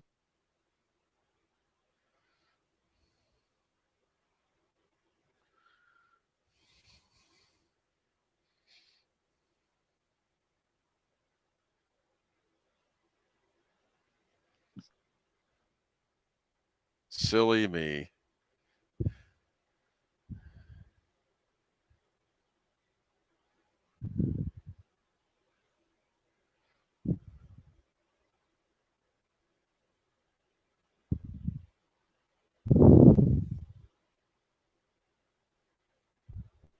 Yeah, she didn't know about that.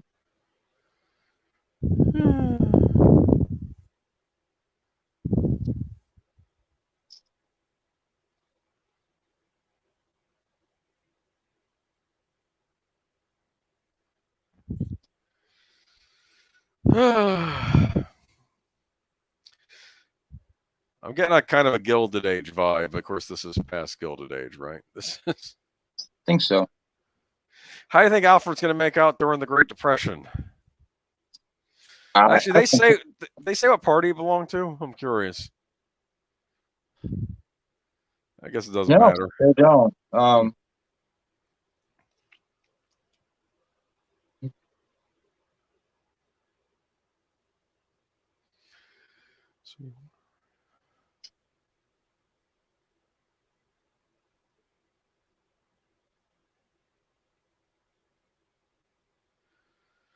Look who's here.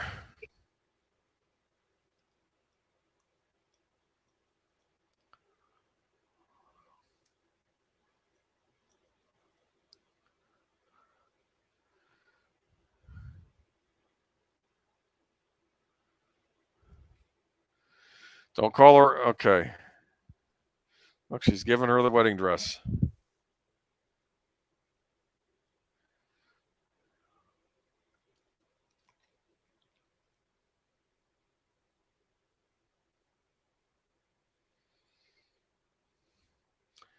course, this is all going to end in tragedy at some point too, right? It is. Yes.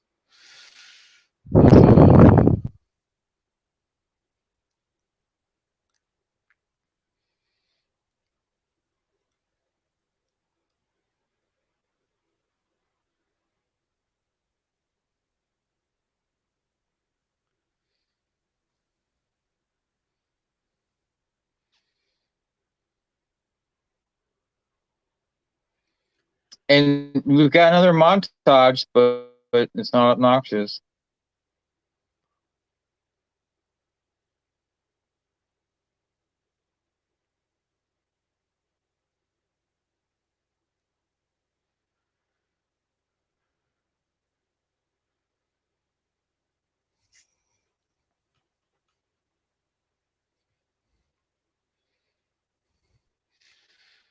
All right, so we got more passage of time.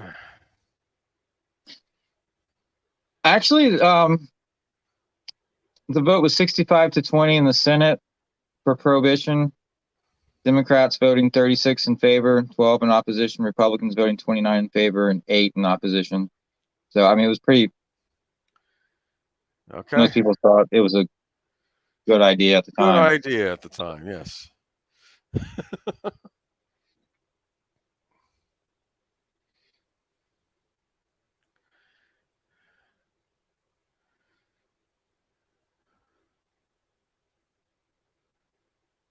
All right, all right.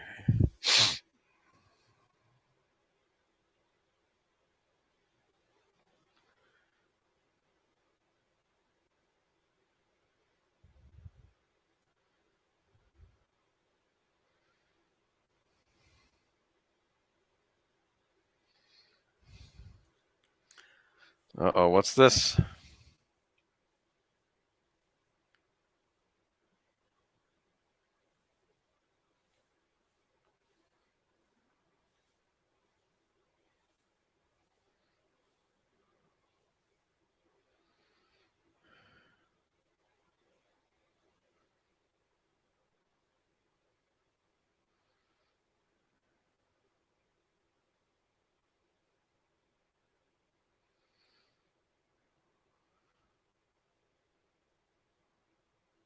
Mhm.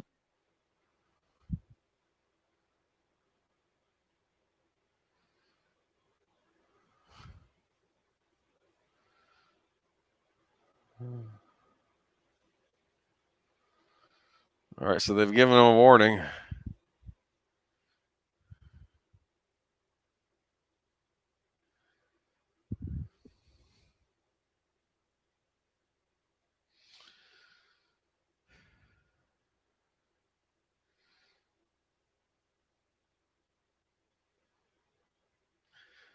So what do you think of the style? Oh, does she have is her hair cut short or is it just about up? I guess it's just up. I think it's up because she cuts it and before she shoots herself. Oh my goodness. Oh no. No, they didn't have any kids, I guess. Is it just I I don't want to know. say she's barren. Is that the proper word for women who can't have children? Perhaps. Because obviously Tristan can get someone pregnant twice. So yeah.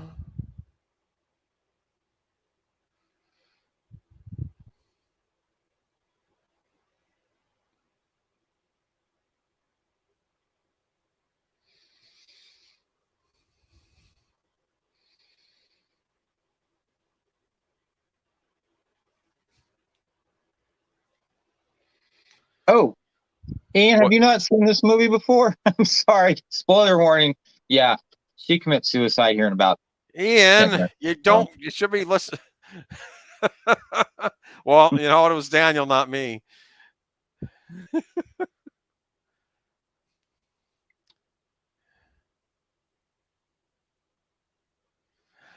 So this is the Roaring Twenties right now, right? Yeah. We've gone from the Roaring Twenties to the Boring 20s. That's what I call now. Oh, you're right. I'm sorry. Just, I mean, it's not boring, I guess, and all the bad stuff, but it's not, you know. Uh,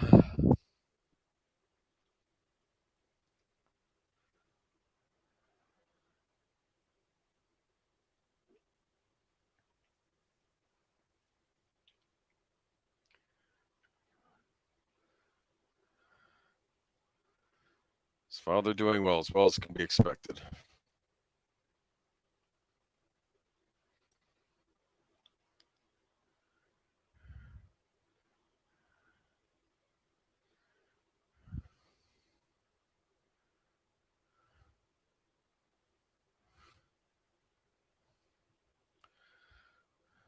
Okay, he's just messing with us. That's good. I'd hate to spoil the movie for someone. But as Boomer, said, like as soon as like I 25 think years I want old. to talk about the ending of Old Yeller in a minute here. I'm sorry. No, no. I've never seen Old Yeller. Does that have a happy ending to it? Yes. It does? Okay, that's good. No, not really. Anyway, okay. Anyway. All right. What do you got there? Plain daylight. You've been warned.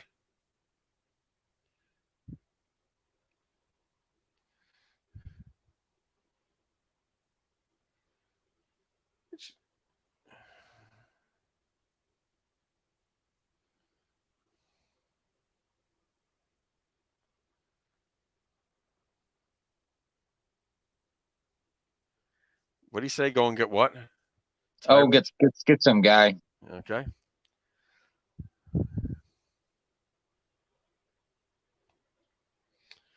This is the part that makes me cringe. This part most of all. Oh.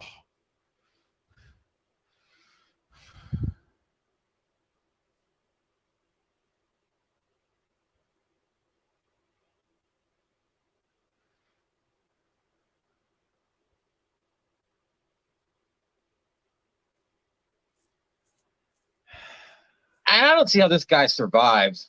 You would think Tristan would have been a bit more efficient at just killing the bastard. Dead, just like that, because he had to do that little show of force.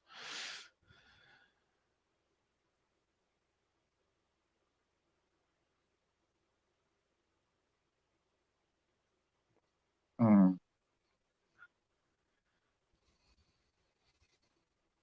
Well, to be fair, he wasn't prepped for it, Yeah, that's true.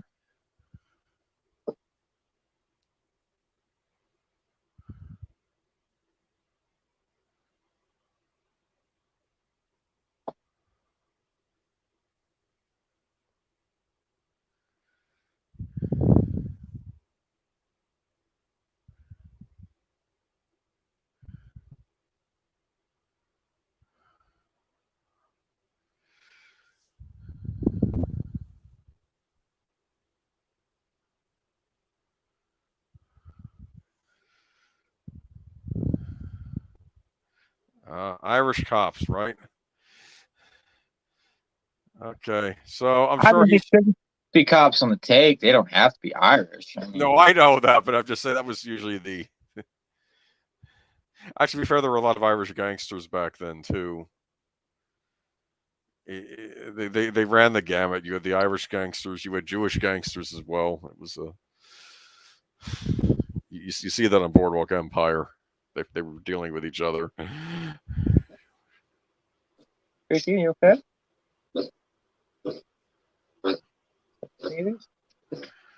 Okay, so I'm sure Tristan's gonna let this go, right? No. It's just the mother of his children, but they gave him a proper warning.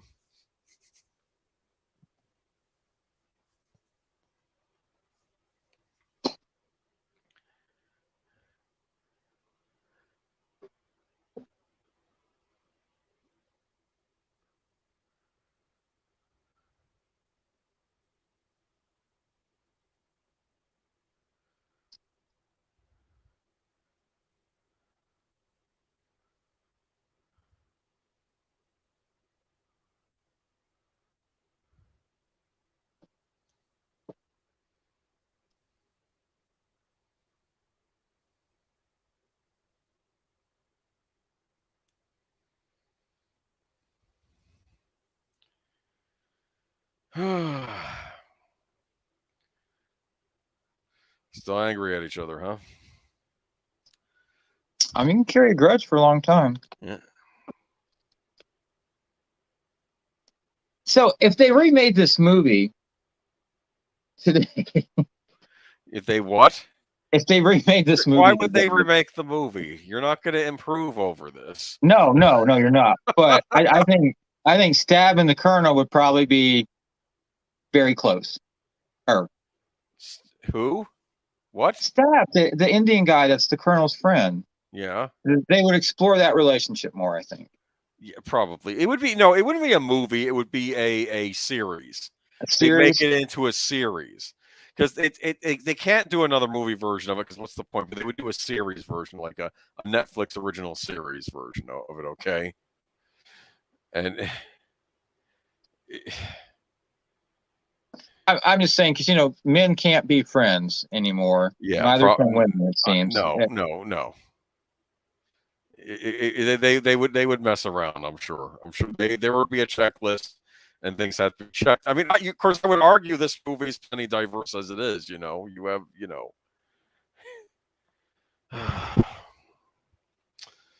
What can you do? I mean, they're acknowledging the mistreatment of the Indians. Just they don't beat you over the head with it though. Instead, Brad Pitt beats the bartender over the head. Yeah. Sorry. Okay. Then he puts the cocked pistol to the guy's skull. Yeah, that's Alfred don't look good. No.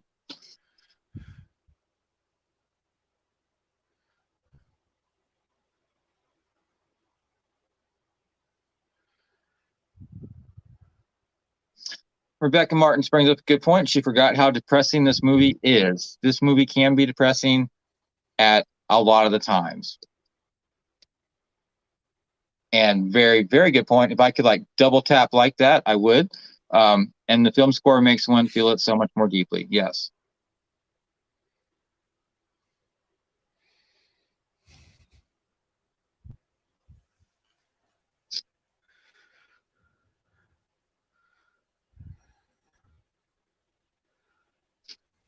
And Sir Ian makes a good point. He would like to see this remade as a stop motion animation with the Ludlow family portrayed by ducks. And whatever happened to stop motion animation? Why is that no longer a thing? It still is a thing. It is. Yeah. Well, every blue moon you see one of these comes out. The guy that made Coraline, he's still making movies. Even Disney puts out one once in a movie.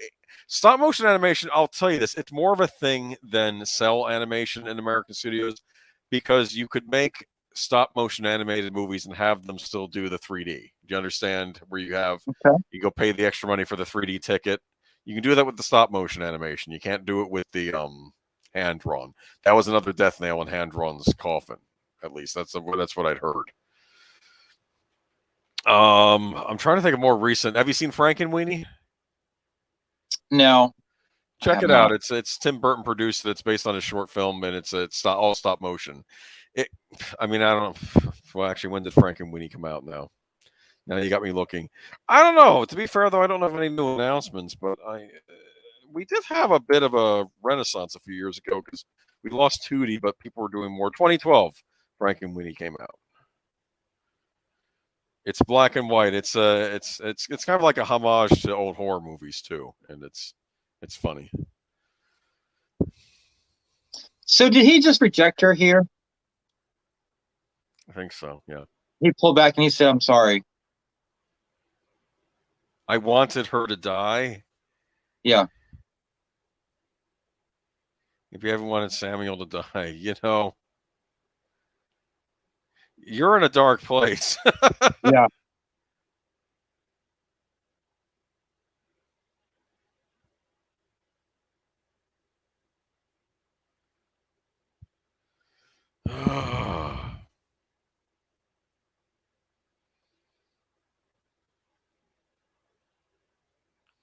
I don't love Alfred. He's boring.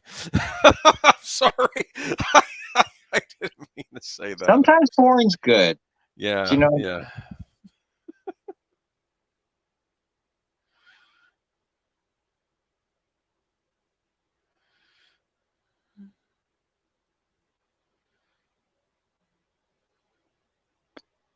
What about a prequel, Boomer? You could do the Colonel and the army was stabbed. No, then see his depressing life when his wife leaves him. No, this is not. It's enough. Okay.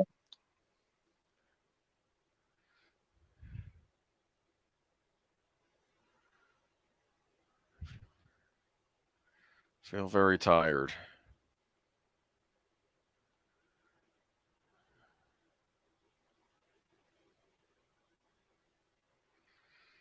Yeah, but aren't you rich? Aren't they rich, Alfred and his wife and all Yeah, that? he's pretty rich.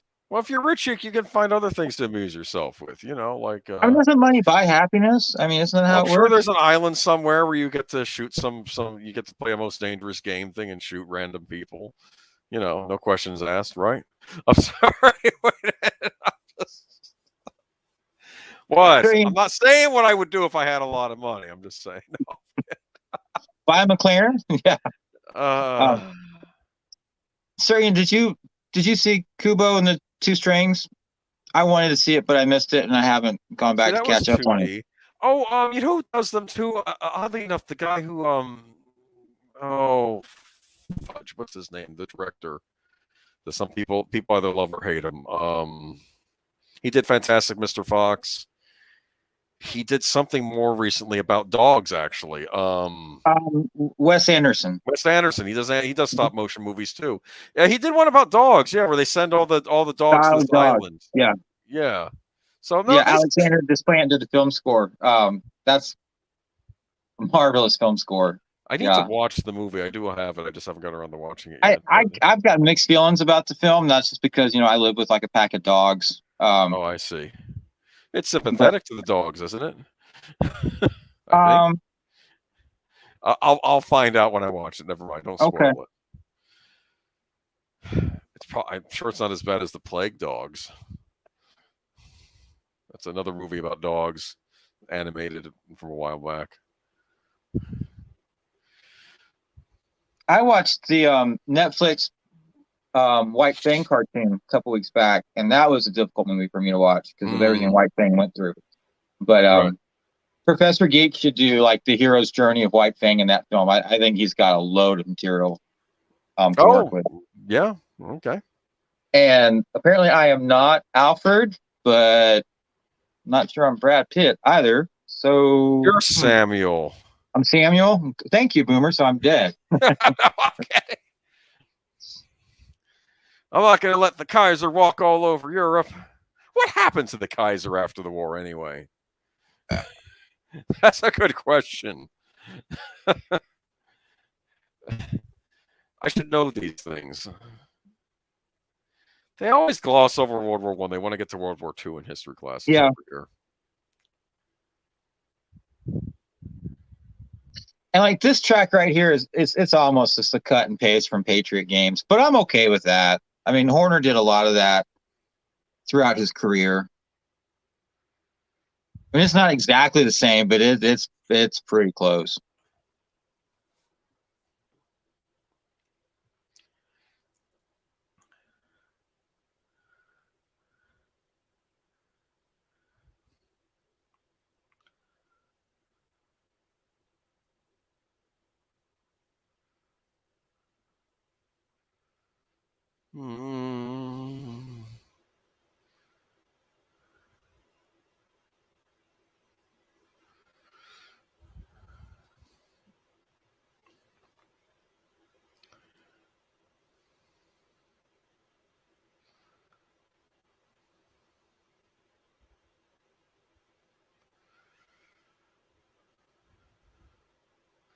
This is one of those movie montages. Yeah. Okay. But you know what I'm talking about with like Rocky 4? It's like a 90-minute movie and it's like 30 minutes montage. Yeah, I have to rewatch Rocky 4. It's been a little while. That was the one in Russia, right? Yeah. I guess the training scene, there was a lot of montaging in that, right? I'm sorry? The training scene, right, in Rocky 4. Yeah. Plus there's the drive around in the car montage. The wonderful thing when Apollo Creed comes out and James Brown is singing. Yeah. I argued that could be an alternative national anthem, the Living in America song. What do you think, huh? Oh!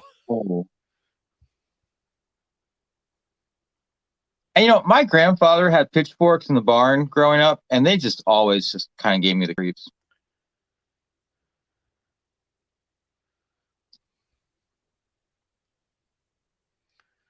What's he gonna do?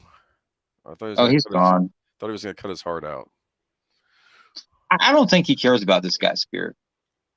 That's true.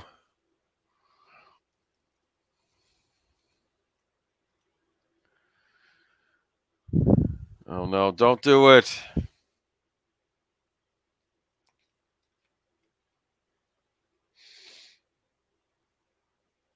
I was going to ask all the women in the audience, either tonight or in the future time, do any of y'all leave a revolver just sitting on your dressing vanity? I'm just curious. I'd like Um, to ask the women in the audience what they think of Alfred. Okay, is he really that like not not the one you want to be with? I don't know. He didn't look hideous or anything. I guess he's boring though, isn't he? He's boring. I'm gonna run for Congress. Brad Pitt. I'm gonna have adventures around the world. And I cut a bear's toe off when I was 10. You know, it's like Everyone's done that, Boomer. I know. It's just like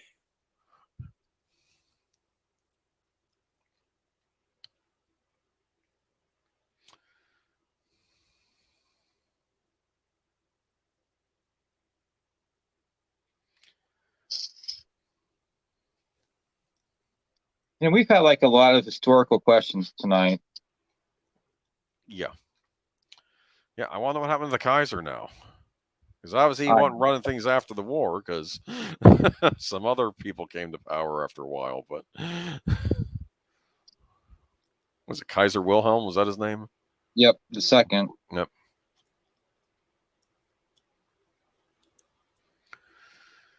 He was exiled to the Netherlands where he died at age 82. Yikes. Okay, so it didn't work out well for him. I mean, there's worse places to be exiled at other than the Netherlands. I mean, come on. I suppose that's Holland, right? Um, yeah.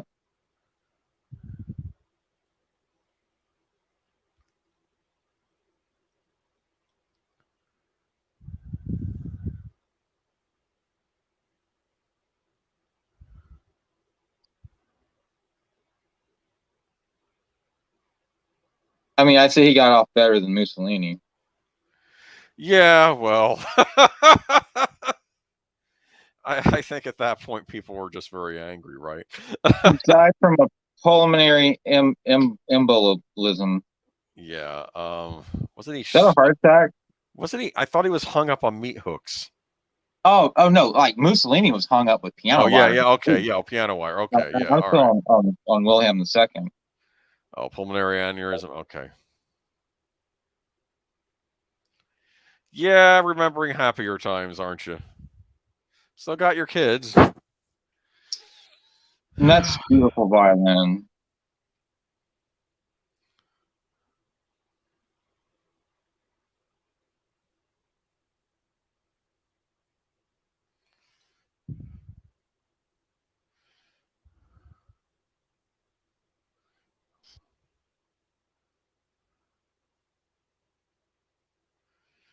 Yeah, maybe you shouldn't have done that.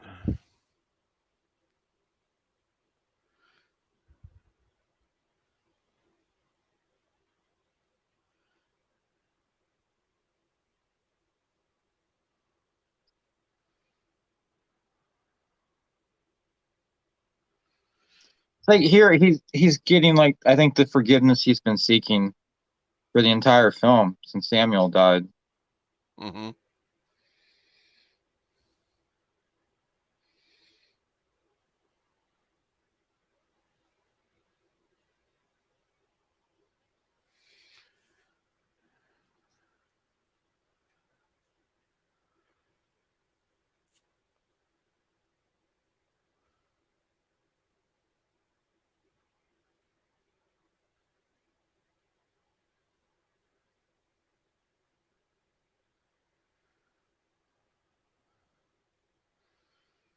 All right.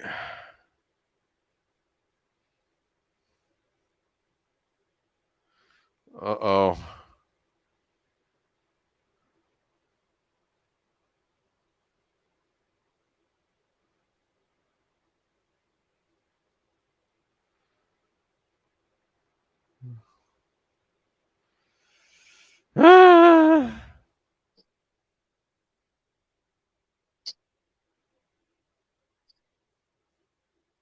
Netherlands do have nice tulip fields.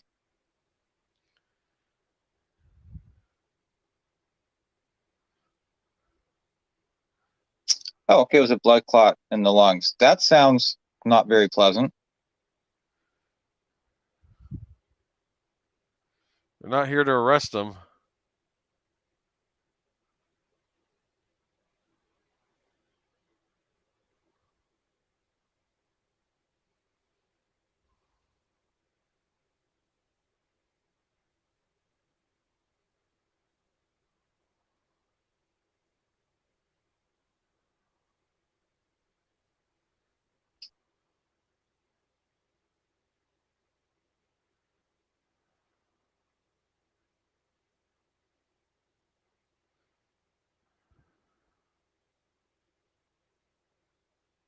Oh no.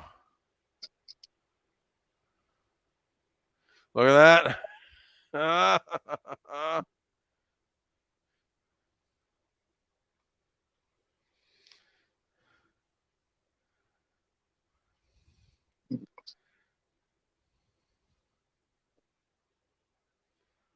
He's got the Tommy gun.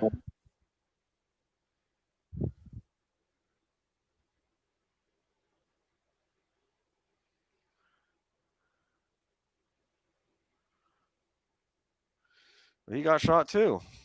By who though? Who? Alfred, you said you saw this movie, Boomer. I know. I'm just messing around. Alfred.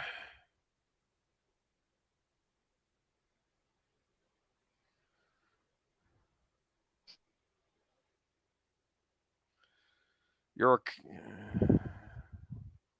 So I guess he's not living by man's laws anymore, is he?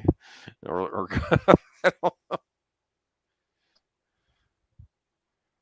Of course, to be fair, they were breaking the law too, right? They were just going to execute him, right? Yeah. You can't just take someone in the woods and shoot them.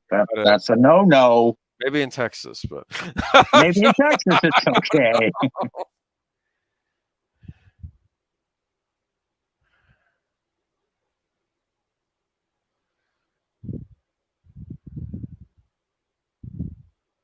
Look at that hug, finally.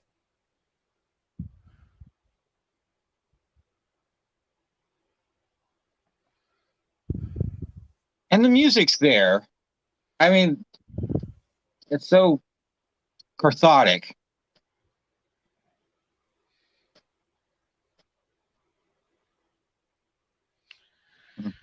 Yep. Well, things seem to be mending at least finally. Maybe a happy note, finally.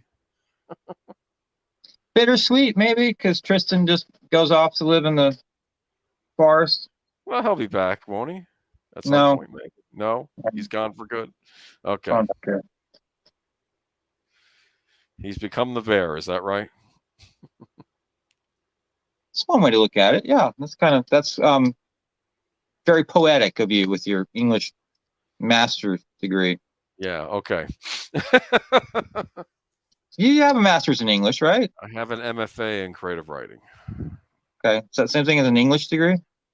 Kind of. You do have to do a lot of reading English, but it's more focused on the creative writing aspect.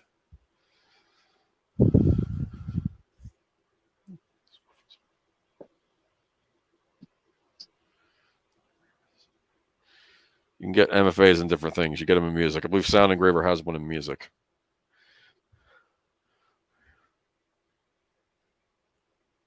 I got some emails from Berklee School of Music. They've got a online program in film music composition. Oh, really? Interesting. Yeah.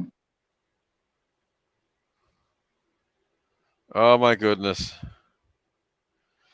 So are we gonna get a sequel though? What's the sequel? See, you're thinking remake, you're thinking prequel. How would you do a sequel, Daniel? I think it's fine the way it is. I would young Samuel becoming an adult and wanting to go off into World War II, right? II? Yep.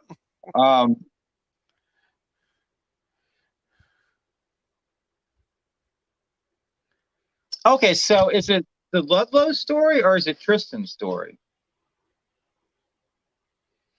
I don't know.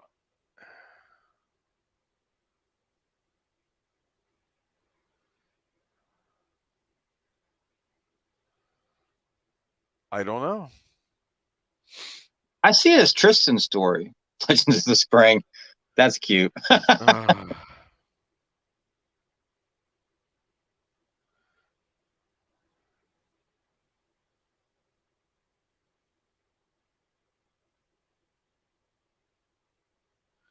Kristen died in 1963 in the Moon of the Popping Trees. It's last seen up in the North Country, where the hunting was still good.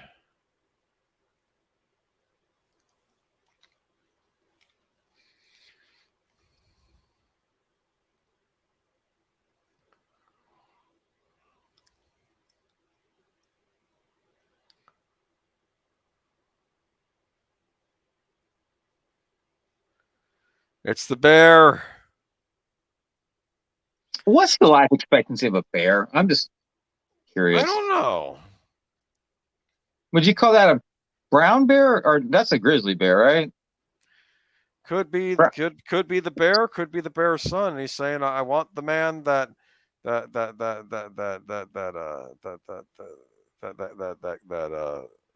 it's not going to work because it wasn't a gun. Never mind. I was going to say, I want the man who shot my paw. Because, paw is, never mind. But it was a knife, so never mind. Okay, it was a good death. That does not look like a good death. Getting mauled by a bear is not a good death. The movie is a lie. This movie is a lie, okay? There's not a good death for me to get mauled by a bear, okay? Okay, well, Ian says a bear can live up to 350 years. My internet says a bear can live 20 to 25 years. Maybe it depends on the bear. I don't know. Maybe it was a magic bear, okay? I don't. Giant panda can live for 20 years. Starring Brad Pitt, Anthony Hopkins. Who's next? Aidan Quinn. What else have I seen Aidan Quinn in? Julia Ormond. Henry Thomas.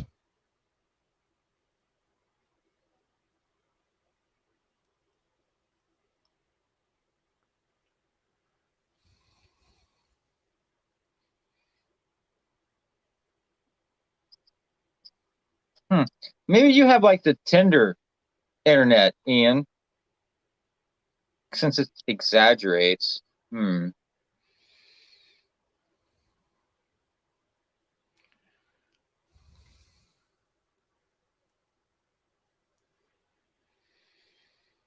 you get your fiber optic internet now, Ian? James Horner. And also, this is the London Symphony Orchestra performing the score. I don't know if I mentioned that already. So they did drop some money on this film score because LSO ain't cheap. All right, let's look up Julia Ormond.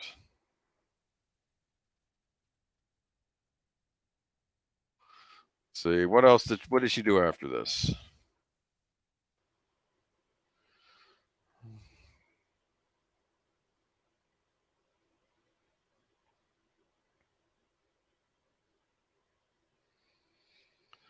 All right, looks like she has a daughter. She's been appointed a United Nations Goodwill Ambassador. Well, that's probably a good job to have. She's against human trafficking. Aren't we all? I mean, is that something we need to qualify? I mean, I'm fine. Yeah, I'll think about it. Anyway, I'm also against genocide. Okay, all right. Anyways.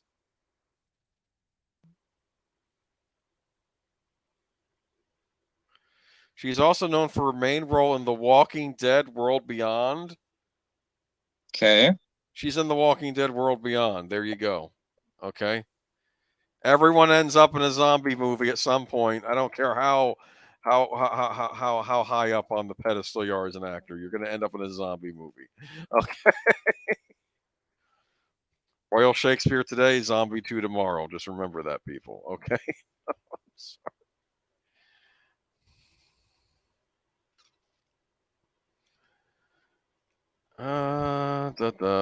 Filmography. Let's see.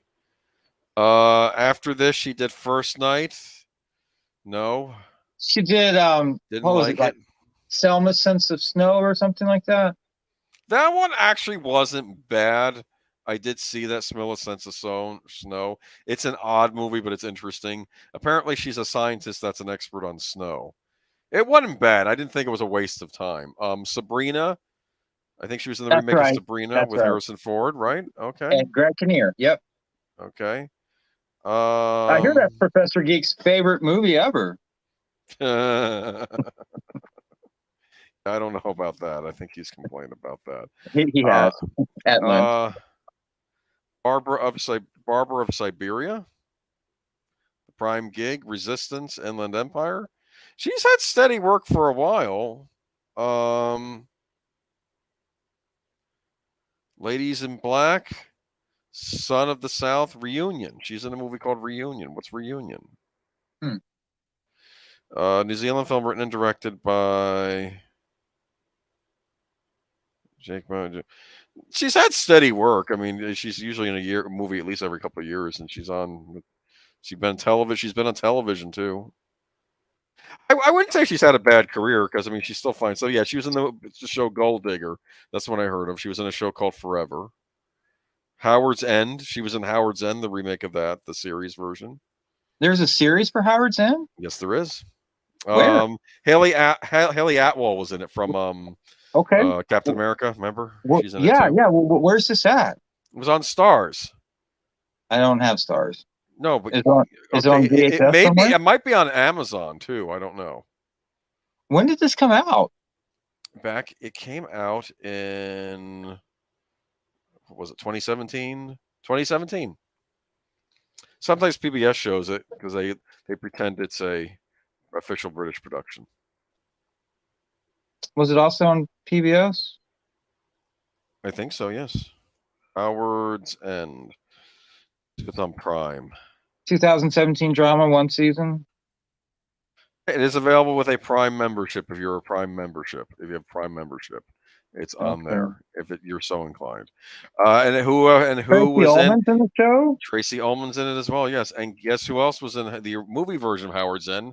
Anthony Hopkins. He was. So it all comes full circle. There you go, though. Apparently the DVD of this has a score-only track. So you could just watch the movie with the score only, Daniel. What do you think of that? Really? Yes. On the DVD for Legends of the Fall? Yes.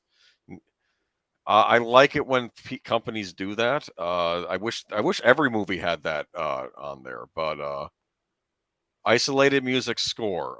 Alien had one. LA Confidential had one. Oh, this is interesting. Oh, you may really get a kick out of this. I think it's just for the Oh, never mind. They're doing the whole movie. I thought it was just going to be for the specific scenes. I think it has chapters you can just go to where the score starts and ends. You know, it's kind of neat. Huh. I don't know if the Blu-ray has that or not, but the Entrada release has some unreleased cues on it. Oh, really? It's pretty. I mean, it's complete. Yeah. I would recommend buying it if you don't have it. Okay. So what movie are we doing next week? What would you like to do? I don't know. Open it up to the chat. Someone give us a film. We have Star Treks left to do. We do. The Burbs we're doing at some point this summer. I've requested it. You have? Be in sometime in August, but I want to do the Burbs. That would be next week. Would be August. Okay, so do you want to do the Burbs sometime? Oh, I'm sorry, Ian, your UK Blu-ray, but you're getting the Entrada release in a couple of weeks, so you've got that plus more. So who needs the Blu-ray? I don't know. Mm-hmm. Anyone in the chat got any ideas? We got the Burbs on the table. We got Star Treks on the table. No Showgirls still, right? I need to get up with Eric. I haven't talked to Eric in a couple of weeks. Yeah, he's been busy, I'm sure. I'm trying to think what else we got here. Chris P confirms August does start next week. So. Okay. Well, I know Chris P was going to do a Star Trek at some point too. So since he's in the chat, you want to ask him when he wants to do that? Insurrection. Chris P, you want to do Insurrection next week? If so, holler at me in the chat. All right. And Ian was coming back for Star Trek 3. And Troy's coming on for Star Trek 6. Matthew Flynn's coming on for Star Trek 5. I need to talk to Fan Man about Star Trek the Motion Picture.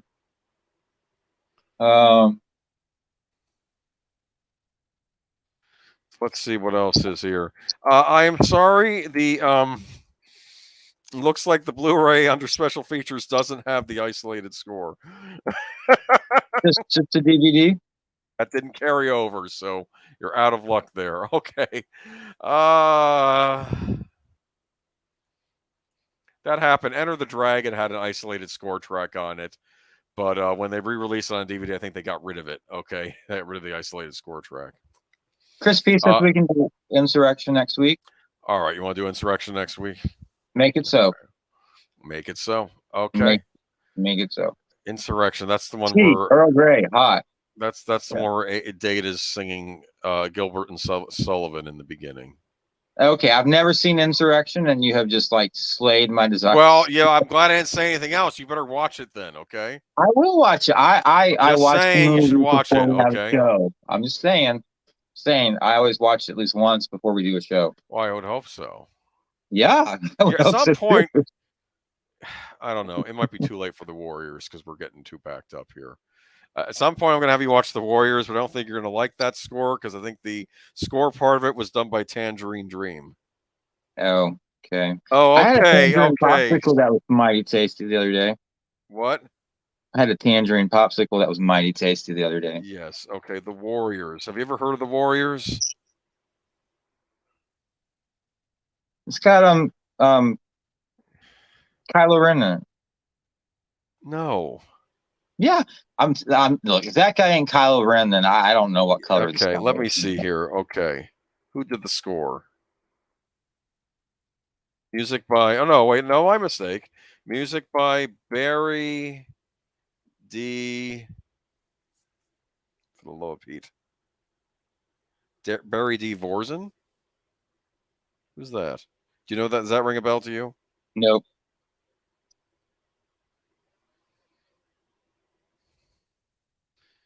Okay. Well, anyway, enough of that. All right. Any last words? Adopt, don't shop, as always. Thank you everyone who came by tonight. We had I think 10 people in the chat at one point. Cool. And that new name, I have no idea who it was. They didn't seem too talkative except saying hi. But thank you for coming by. Right, cool. Everyone, and Ian, you're a beast for staying up as late as you do. God bless you. Yes, pepperoni on my tombstone pizza. Okay, I'm not quite sure where that's coming from, but that's okay. What do you want on your tombstone? It's probably a reference to all the tombstones we were seeing in this movie. Okay. Oh, okay. Tombstone's got a good score by Bruce Broughton. We do Tombstone sometime. Yeah, good idea. But we're doing Insurrection next week. Insurrection next week. Okay, cool. All right, catch you later. All right, thank you everyone. Have a good night, and keep listening to great film music. I just saw him cut the toe off again, the bear toe.